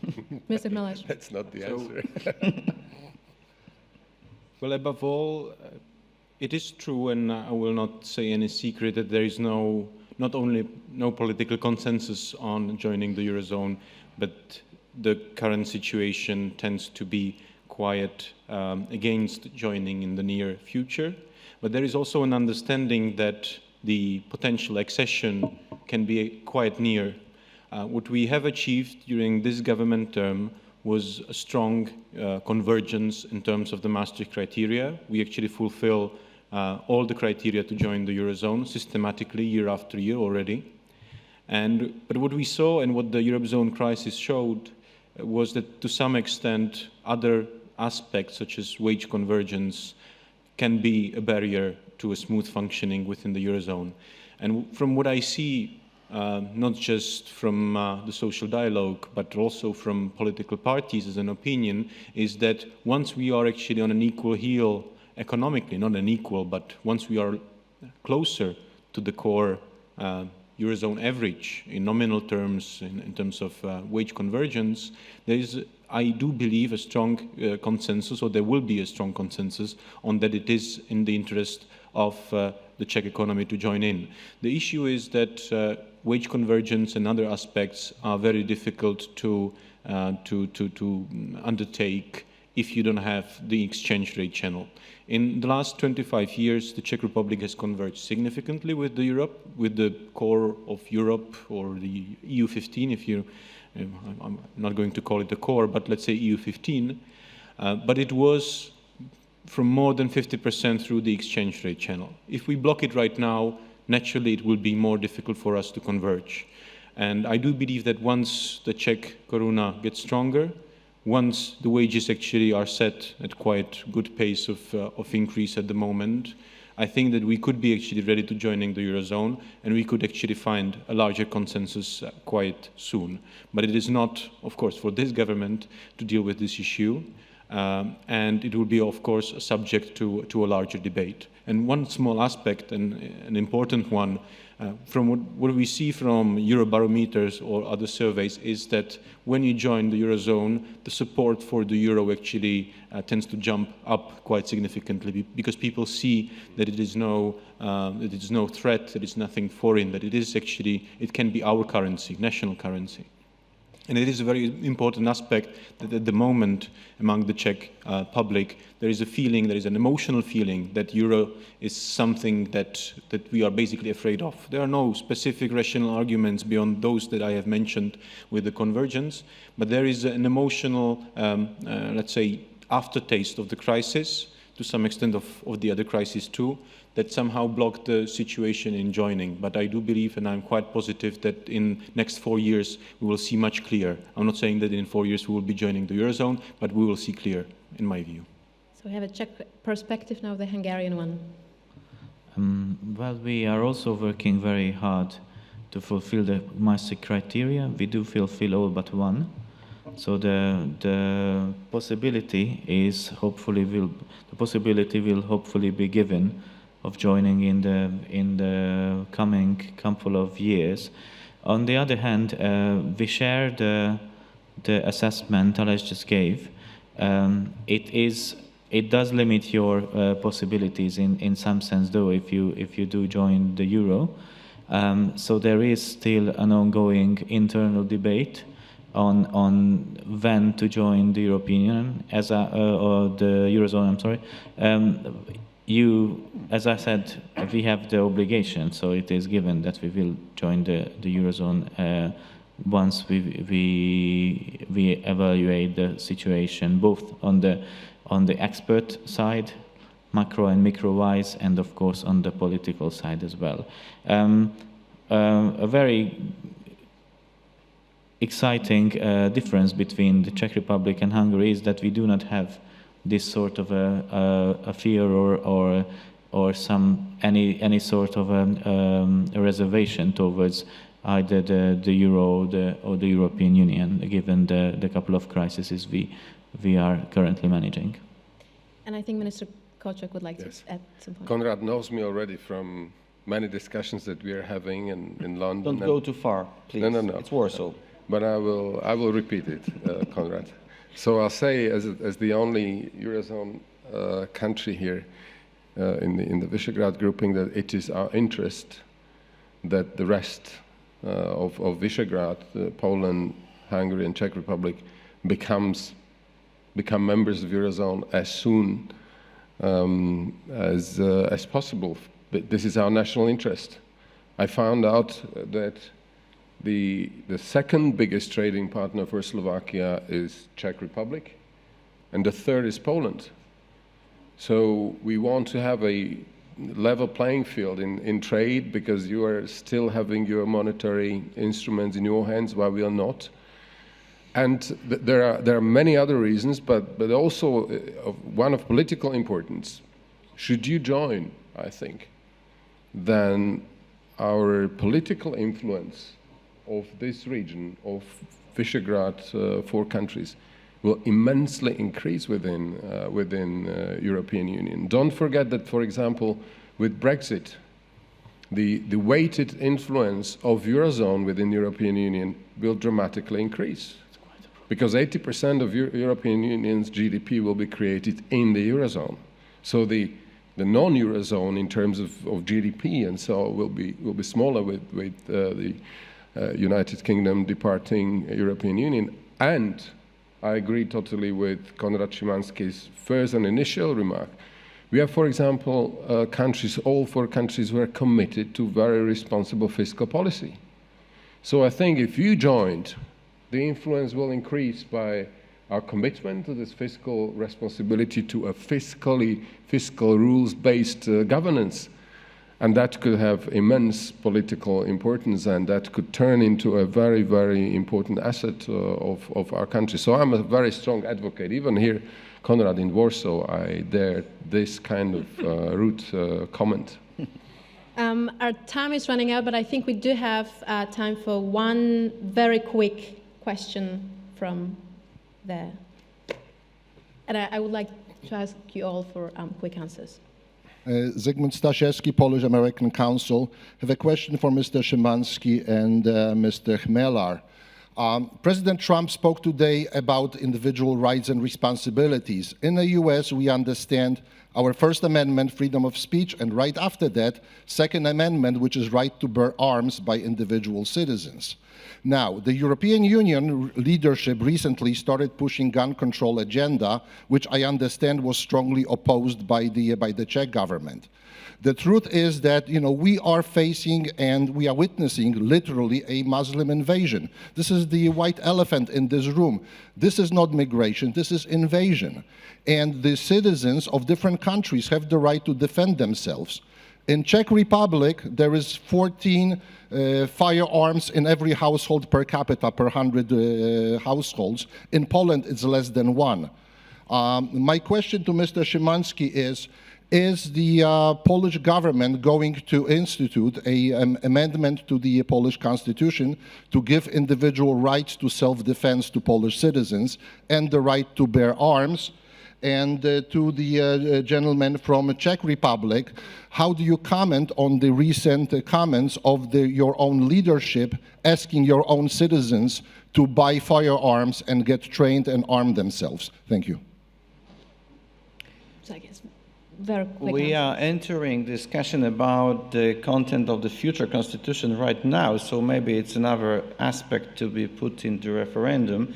But we definitely have quite different European continental, especially continental tradition on gun control than US, and it is a matter of fact. By the way, Poland was very sympathetic and is very sympathetic to the Czech position on gun control directive. Within the limits of the European discussion, we are much closer to more, let's say, individualistic approach. So the discussion is ongoing, and I think the Czech is very vocal on the whole legislative process, with some successes, because the actual state of play and the compromise on gun directive is much better than it was before. Minister Chmelar. Well, with the issue on the gun control directive, it goes in line with our legal opinion that actually this particular area was not in the competence of the community law, and it somehow it is not about what you oversimplified as people should get arms and go to the street and defend their country. We have a concept that is developing of our army forces that might involve more, let's say, individual and more different set of, let's say, combination of professional and unprofessional arms. soldiers and active. I'm lacking vocabulary in the defense area somehow, but this goes into a larger concept of our defense system that somehow also corresponds to the situation outside European borders, but it is not in no case that we would be now out of nothing telling citizens that they should arm themselves. We have a very concrete and very legal problem and issue with this directive, and we might have a longer debate about the structure of the army and how it is conceived, and where this directive may be also an aspect of a complication in the concept of how our defense system would develop and how it will be shaped in the future. And I think with that point, we will have to conclude our session. Thank you very much to all of you. Minister Szymański, Molnar, Chmelash, and Kochuk, well, my distinguished guests. Thank you so much. And this concludes our first day of the Global Forum in Warsaw. Tomorrow, doors will open at 7:30. The first session will begin promptly at 8:30 in the ballroom. The first session will be the Leaders' Conversation, Reinforcing Prosperity and Security in the Three Seas region, with presidents of Croatia, Estonia, and Bulgaria. Feel welcome.